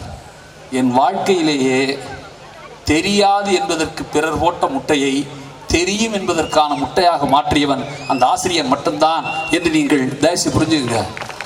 அப்போ எவனுக்கு சமூகத்தின் மீது அக்கறை இருக்கிறதோ அவன்தான் சமூகத்தை முன்னேற்றுகிறான். அப்போ சமூகத்தின் மீது அக்கறை வருவதற்கு யார் கற்றுத்தர முடியும்? உண்மையாகவே இந்த அரவிந்தர் பள்ளியை நான் பாராட்டுகிறேன். சமூகம் குறித்து உரையாடுவதற்கு இன்னும் 1000 செய்திகள் இருந்தாலும் கூட நான் விடைபெறுகிறேன். சமூகம் பற்றிய அக்கறையை உருவாக்கி கொள்ளுங்கள். நன்றி, வணக்கம். சிறப்பு விருந்தினரின் கருத்துரை கேட்டோம், கவனத்தில் வைப்போம், கடமையாற்றுவோம். அனைவருக்கும் வணக்கம். இந்நிகழ்வின் ஒரு பகுதியாக இன்று காலை பேனல் டிஸ்கஷன், இன்றைய உலகில் சமுதாயத்துடன் நாம் எவ்வாறு பிணைந்திருக்கிறோம் என்ற தலைப்பில் குழு கலந்துரையாடல் நடைபெற்றது. இதில் பங்கேற்ற பெற்றோர்களை பரிசினை பெற்றுக்கொள்ள அன்புடன் அழைக்கிறோம். அவர்களுக்கு நினைவு பரிசினை வழங்க சித்த மருத்துவரும் அரிமா பள்ளியின் தாளாளருமான மருத்துவர் தங்கராசு ஐயா அவர்களை மேடைக்கு அழைக்கிறோம். மற்றும் நகர அரிமா சங்க அறக்கட்டளையின் தலைவர் அருள்நிதி திரு கோபாலகிருஷ்ணன் ஐயா அவர்களையும் அழைக்கிறோம்.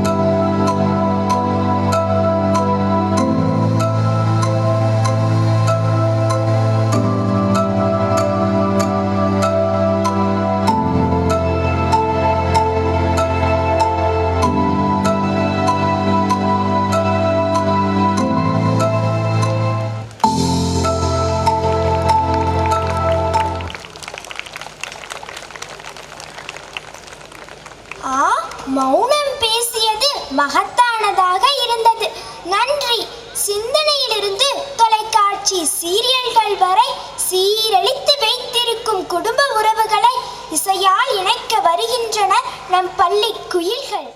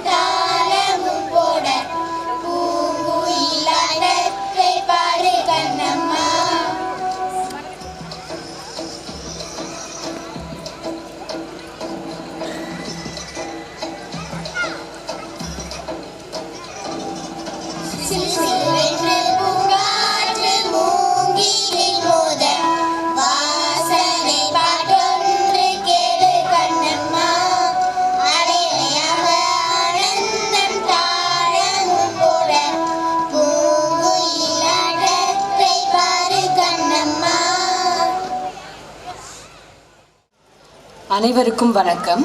அடுத்ததாக இந்த நிகழ்வின் ஒரு பகுதியாக நம்ம பெற்றோர்கள் கிட்ட நம்ம முன்னோர்கள் மற்றும் சுற்றத்தினின் பெயர்களை கண்டுபிடித்து ஜென்ரேஷன் ட்ரீ வரைஞ்சு அனுப்ப சொல்லியிருந்தோம்.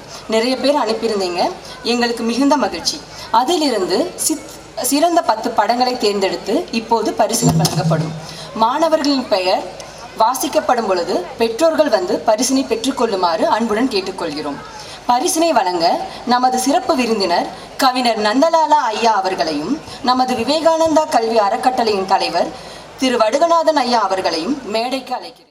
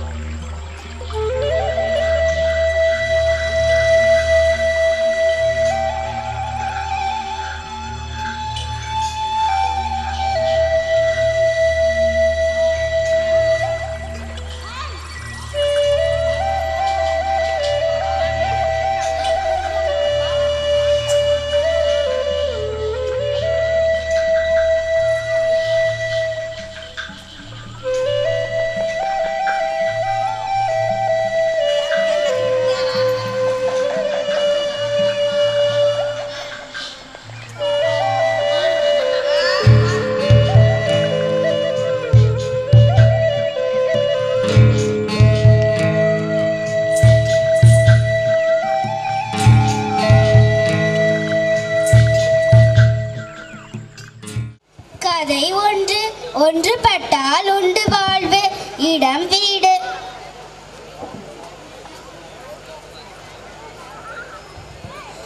ரிமோட்டை குடுறா தம்பி, ரிமோட்டை குடுறா. அண்ணா கொஞ்சம் பார்க்கணும். ரிமோட்டை குடுறா. இங்க நான் தான் பெரியவன், நான் சொல்றதான் நடக்கணும். உனக்கு இஷ்டம் இருந்தா கூட வந்து பாரு, நான் போடா.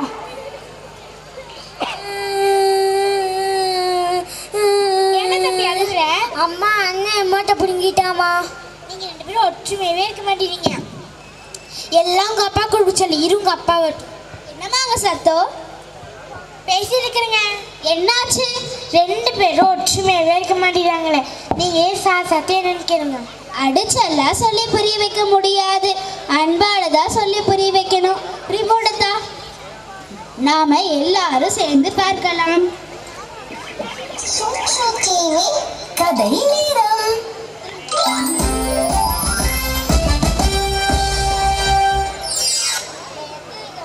என்ன நான் சொல்றதெல்லாம் நீ கேட்கணும். ஏன் கேட்கணும்? ஏன்னா நான் தான் உன்னோட பெரியவன். அப்படி கேட்கலன்னா எட்டு உனக்கு ஒரு கொட்டு. பெரியவனா கொட்டணுமா?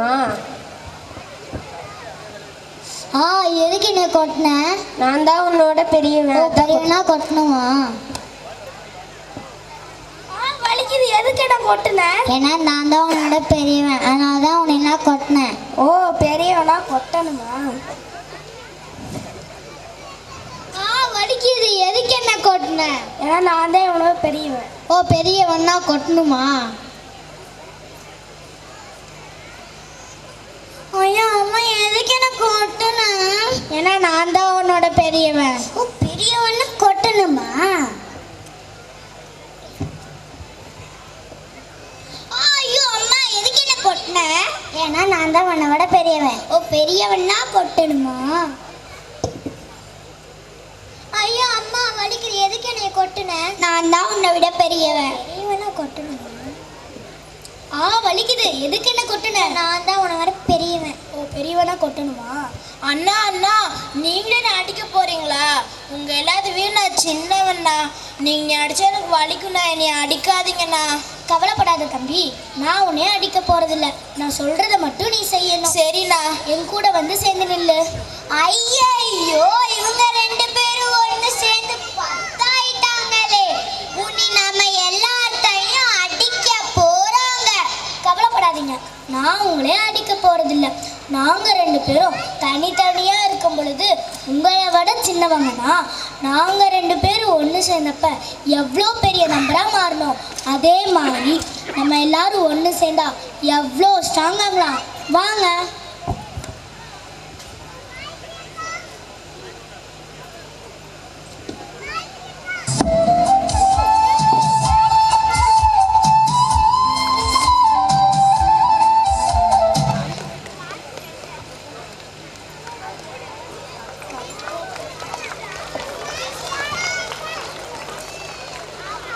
இது மாதிரி தான் நீங்க ரெண்டு பேரும் ஒற்றுமையா இருக்கணும்.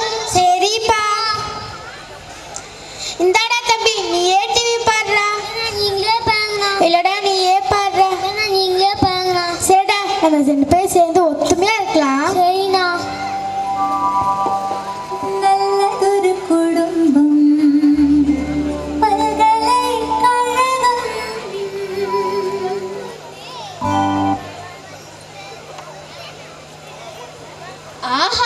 இது மாதிரிதான் ஒவ்வொரு குடும்பத்திலும் சமூகத்திலும் பிரிவினை பார்க்காம இருந்தா நம் வீடும் நாடும் எவ்வளவு நலமாக இருக்கும்.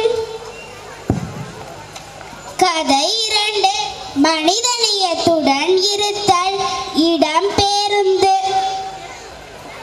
அண்ணா நீங்க எங்க போனோம்? Bus stand. தாங்க டிக்கெட்டு. தம்பி நீங்க எங்க போனோம்? Bus stand. சில்லறையா தம்பி? சில்லறையில கண்டிக்க பேட்டியம் பண்ணிட்டுமா? தம்பி இதை பார்த்தா உங்களுக்கு எப்படி தெரியுது? இது பஸ்ஸு தம்பி, ஒன்று பெட்டிக்கடை இல்லை. காலங்காதான் என்ன பைத்தியம் பண்ணாதீங்க. கண்டக்டரை பைத்தியம் இல்லைங்க, பேட்டியம். இந்த மொபைல் வந்ததா வந்துச்சு. யாருக்கும் கண்ணும் தெரிய மாட்டேங்குது, காதும் கேட்க மாட்டேங்குது. சரி தம்பி இறங்கும் போது சொல்ல வாங்கிக்கோ.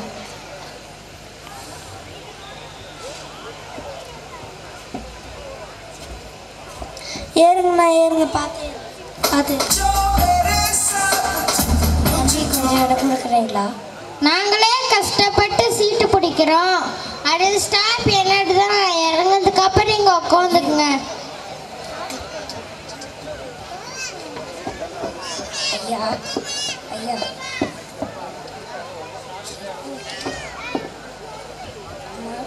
அம்மா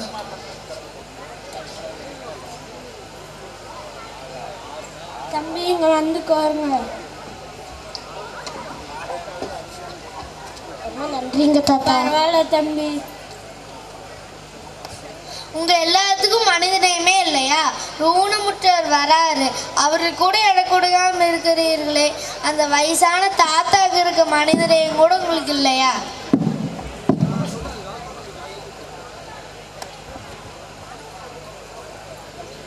ஐயா எங்களை மன்னிச்சிருங்க ஐயா. பரவாயில்ல தம்பி.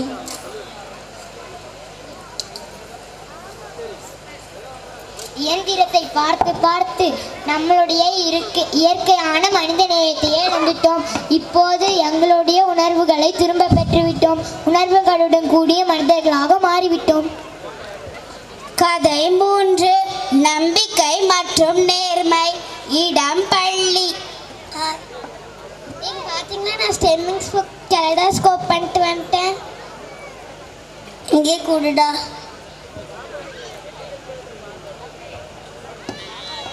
குடுடா கே குடுடா.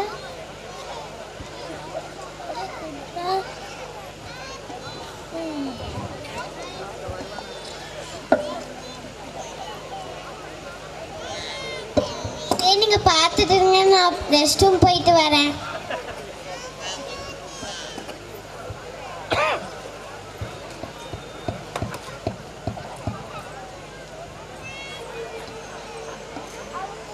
யாருடா கெலடாஸ்கோப் உடைச்சது? எங்களுக்கு தெரியும் யாரு உடைச்சதுன்னு. யாரு? உன் ஃப்ரெண்டு தான்டா உடைச்சா. அப்படி பண்ணிருக்க மாட்டான்டா. இல்ல உன் ஃப்ரெண்டு தான்டா உடைச்சா. ஏய் ஆமாடா, உன் ஃப்ரெண்டு தான்டா உடைச்சான். அவன் என்னோட பெஸ்ட் ஃப்ரெண்ட். அவன் அப்படி உடைச்சிருக்க மாட்டான்டா. வேணா நீயே போய் கேட்டுக்கோ. Good morning students. Good morning ma'am. Okay, sit down. எல்லாரும் ரஃப் நோட் எடுத்து டேபிள்ஸ் எழுதுங்க. தங்கம், நீங்க டேபிள்ஸ் எழுதுறீங்களா? நாளைக்கு வரும்போது எல்லாரும் டேபிள்ஸ் படிச்சுட்டு தான் வரணும். Okay ma'am. லஞ்ச் பீரியட் வந்துருச்சு, லஞ்ச் எடுத்து சாப்பிடுங்க. தங்கம், இங்க வாங்க. ஏன் நீங்க சோகமாவே இருக்கீங்க? அதுவா, என்னன்னு தைரியமா சொல்லுங்க. என் ஃப்ரெண்டு கெலடாஸ்கோப் செஞ்சுட்டு வந்திருந்தான். அதை நான் பார்த்துட்டு இருக்கல, தெரியாமல் உடைச்சிட்டேன். எல்லாரும் சொன்னாங்க நான் தான் உடைச்சினேன். ஆனால் அவன் நம்பவே இல்லை.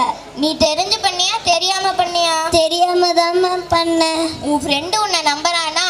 நீ அவனுக்கு எவ்வளோ ஹானஸ்டாக இருக்கணும். இன்னைக்கு ஃபேமிலிலையும் சொசைட்டிலையும் எல்லா இடத்துலையும் ஹானஸ்ட் ரொம்ப ரொம்ப முக்கியம். நீ இப்போ உன் ஃப்ரெண்டு கிட்ட ஹானஸ்டாக சொல்லு, அவன் உன்னை எதுவும் சொல்ல மாட்டான். Okay ma'am. டே நான் உன்கிட்ட ஒன்று சொல்லணும்டா. ஆனால் என்ன நீ கோச்சிக்க கூடாது. என்னன்னு சொல்லுடா. நான் தான் உன்னோட கெலடாஸ்கோப் பார்த்துட்டு இருக்கேல, தெரியாமல் கீழே போட்டு உடைச்சிட்டேன்டா, என்னை மன்னிச்சிருடா. அப்படியாடா? நீ தான் உடைச்சேன்னு அப்பவே சொல்லியிருக்கலடா. சரி விடுடா, இப்போவாது நீ ஹானஸ்டாக வந்து சொன்னேன், அதே எனக்கு ரொம்ப சந்தோஷம்டா. விடுடா.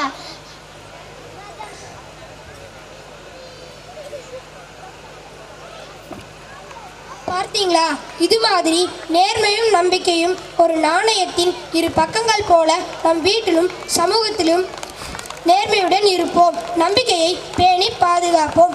அப்போது நலமான சமுதாயம் உங்கள் கைகளில். கதை 4. சுயநலம் மற்றும் பொதுநலம். இடம் ஆற்றோட நடைபாதை. இன்னைக்கு ஸ்கூல் எப்படி போச்சு? ரொம்ப நல்லா போச்சுப்பா. அப்பா, இன்னைக்கு எங்கள் ஸ்கூலில் சுயநலம் என்ன பொதுநலம் என்னன்னு கேட்டு தெரிஞ்சுட்டு வர சொன்னாங்கப்பா. அப்படின்னா என்னப்பா? அண்ணா, உங்ககிட்ட வாங்கின மீன் நல்லா இருக்குண்ணா. தேங்க்ஸ்ண்ணா. சரிம்மா. சரிம்மா. அப்பா, அந்த ஆத்தோரத்தில் அவங்க என்னமோ பண்ணிட்டு இருக்காங்கப்பா. சரி வா, போய் கேட்டு தெரிஞ்சுக்கலாம். அண்ணா அண்ணா, என்னண்ணா பண்றீங்க? இந்த ஆத்தோ சுத்தம் செஞ்சுட்டு இருக்கேன்ப்பா. அது எதுக்குண்ணா சுத்தம் செய்றீங்க? இந்த ஆத்துல எவ்வளவு மீன்கள் சந்தோஷமா வாழுது. நம்ம மக்கள் போடுகின்ற குப்பை, பிளாஸ்டிக் இதனால நம்ம ஆத்து தண்ணீர் மாசுபட்டு உயிரினங்களை பாதிக்கப்படும் இல்லையாப்பா? அதனால ஆத்து ஓரமாக உள்ள குப்பையை எல்லாத்தையும் சுத்தம் செய்கிறோம்ப்பா. ஓ அப்படியா? சரி வாங்க போகலாம். நான் இப்போ சுயநலனா என்ன பொதுநலனா என்னன்னு சொல்கிறேன். நீ மீன் வாங்கி கண்ணாடி தொட்டியில் வச்சு செயற்கையாக வளர்த்தி சந்தோஷப்படுற. அது உனக்கு மட்டும்தான் சந்தோஷம் தரும். அது சுயநலம். ஆனால் அவங்க அது வாழ்கிற இயற்கையான இடத்தை சுத்தம் பண்ணி பொதுநலத்தை வெளிப்படுத்துகிறாங்க. அதனால மீன்களுக்கும் சந்தோஷமாக இருக்கும், அவங்களுக்கும் சந்தோஷமாக இருக்கும். அப்பா சரிப்பா. அப்பா நம்ம வச்சிருக்க மீனையும் இங்கே கொண்டு வந்து விட்டுடலாம்ப்பா. சரிதான். நான் நீ என்று சொல்லும் பொழுது நம்ம உதடுகள் கூட ஒட்டாது. நாமன்னு சொல்லும் பொழுது தான் நம்ம உதடுகளே ஒட்டும். அதனால எப்போவுமே சுயநலமாக இல்லாமல் பொதுநலமாக இருக்கணும். எல்லாரும் இந்த கதைகளை எல்லாம் பார்த்தீங்களே இல்லையா? இது மாதிரி ஒற்றுமை, மனிதநேயம், உறவுகளுக்குள் நம்பிக்கை, பொதுநலம் போன்ற நல்ல பண்புகளை கடைபிடித்தாலே நமது சமுதாயம் நலமுடன் இருக்கும். நன்றி. பாருக்குள்ளே நல்ல நாடு நம் பாரத நாடு.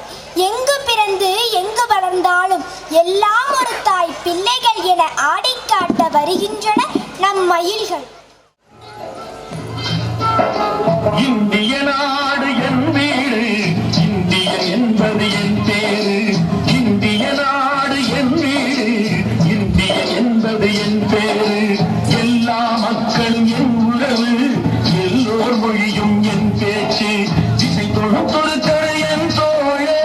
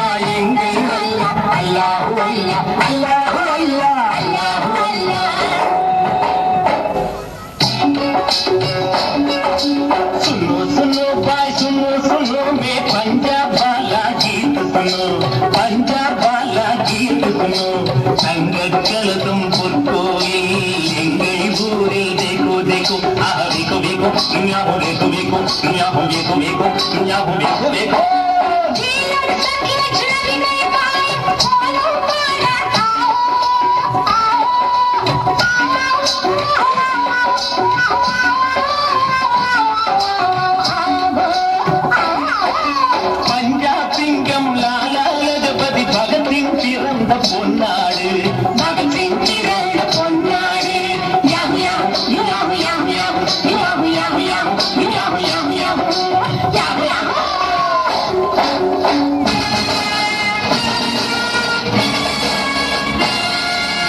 எங்கு பிறந்து எங்கு வளர்ந்தும் எல்லாம் ஒரு தாய் பிள்ளைகள் எல்லாம் ஒரு தாய் பிள்ளைகள்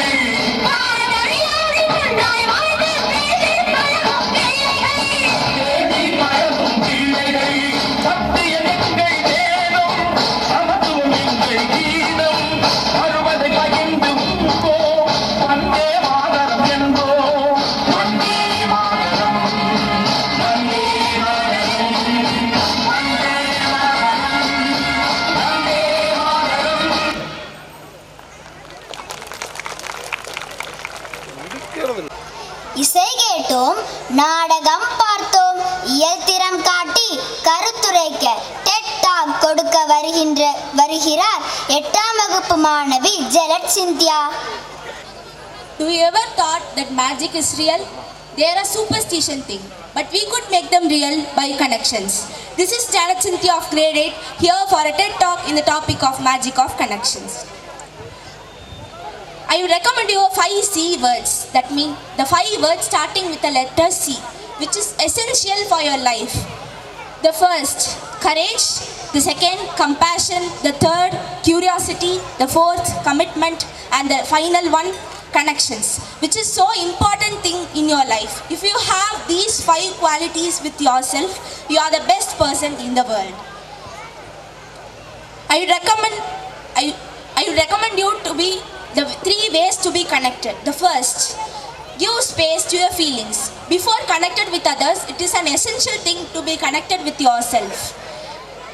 Start doing meditation, self-analyze yourself, write diary, which makes you to feel about yourself and your emotions.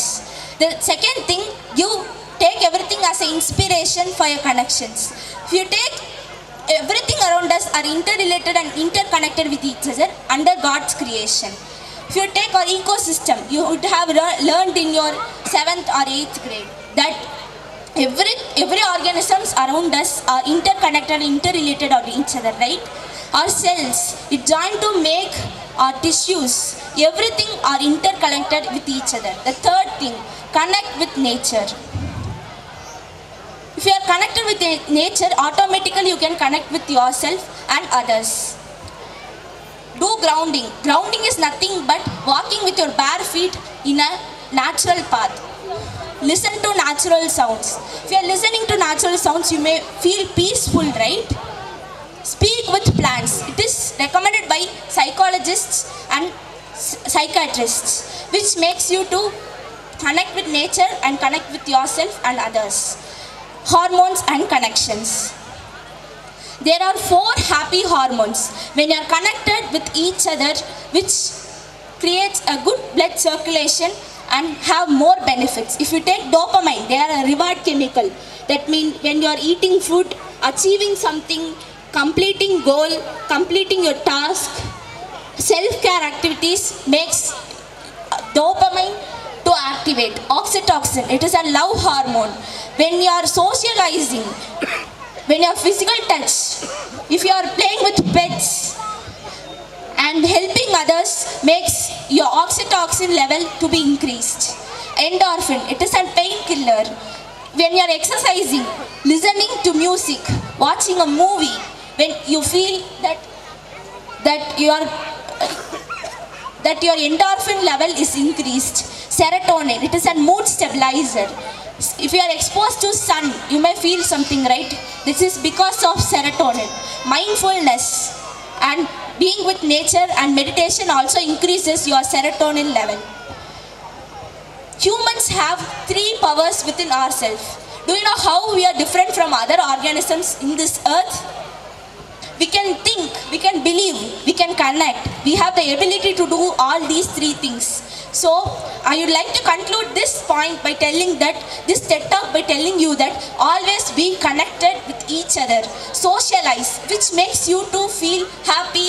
Your all psychological and neurological levels may be stabilized. Thank you.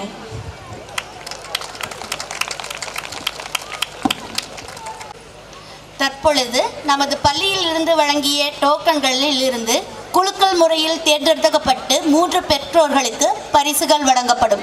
பரிசினை வழங்க விவேகானந்தா கல்வி அறக்கட்டளையினுடைய தலைவர் ஐயா வருகநாதன் அவர்களையும் நமது பள்ளியின் தாளாளர் திருமதி வினிதா கோவிந்தசாமி அம்மா அவர்களையும் மேடைக்கு வருமாறு அன்புடன் அழைக்கிறோம்.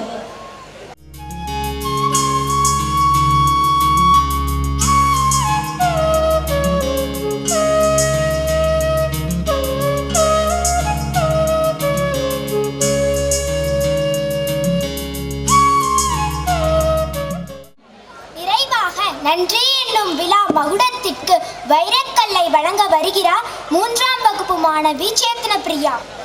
Good evening, respected chief guest, our esteemed CEO, honored dignitaries, teachers, parents, and my dear students.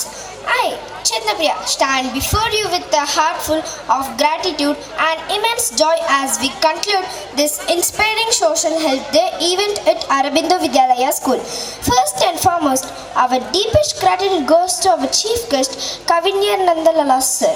Your presence has added unparalleled grace to our event. We are truly honored to have the privilege of hosting it today.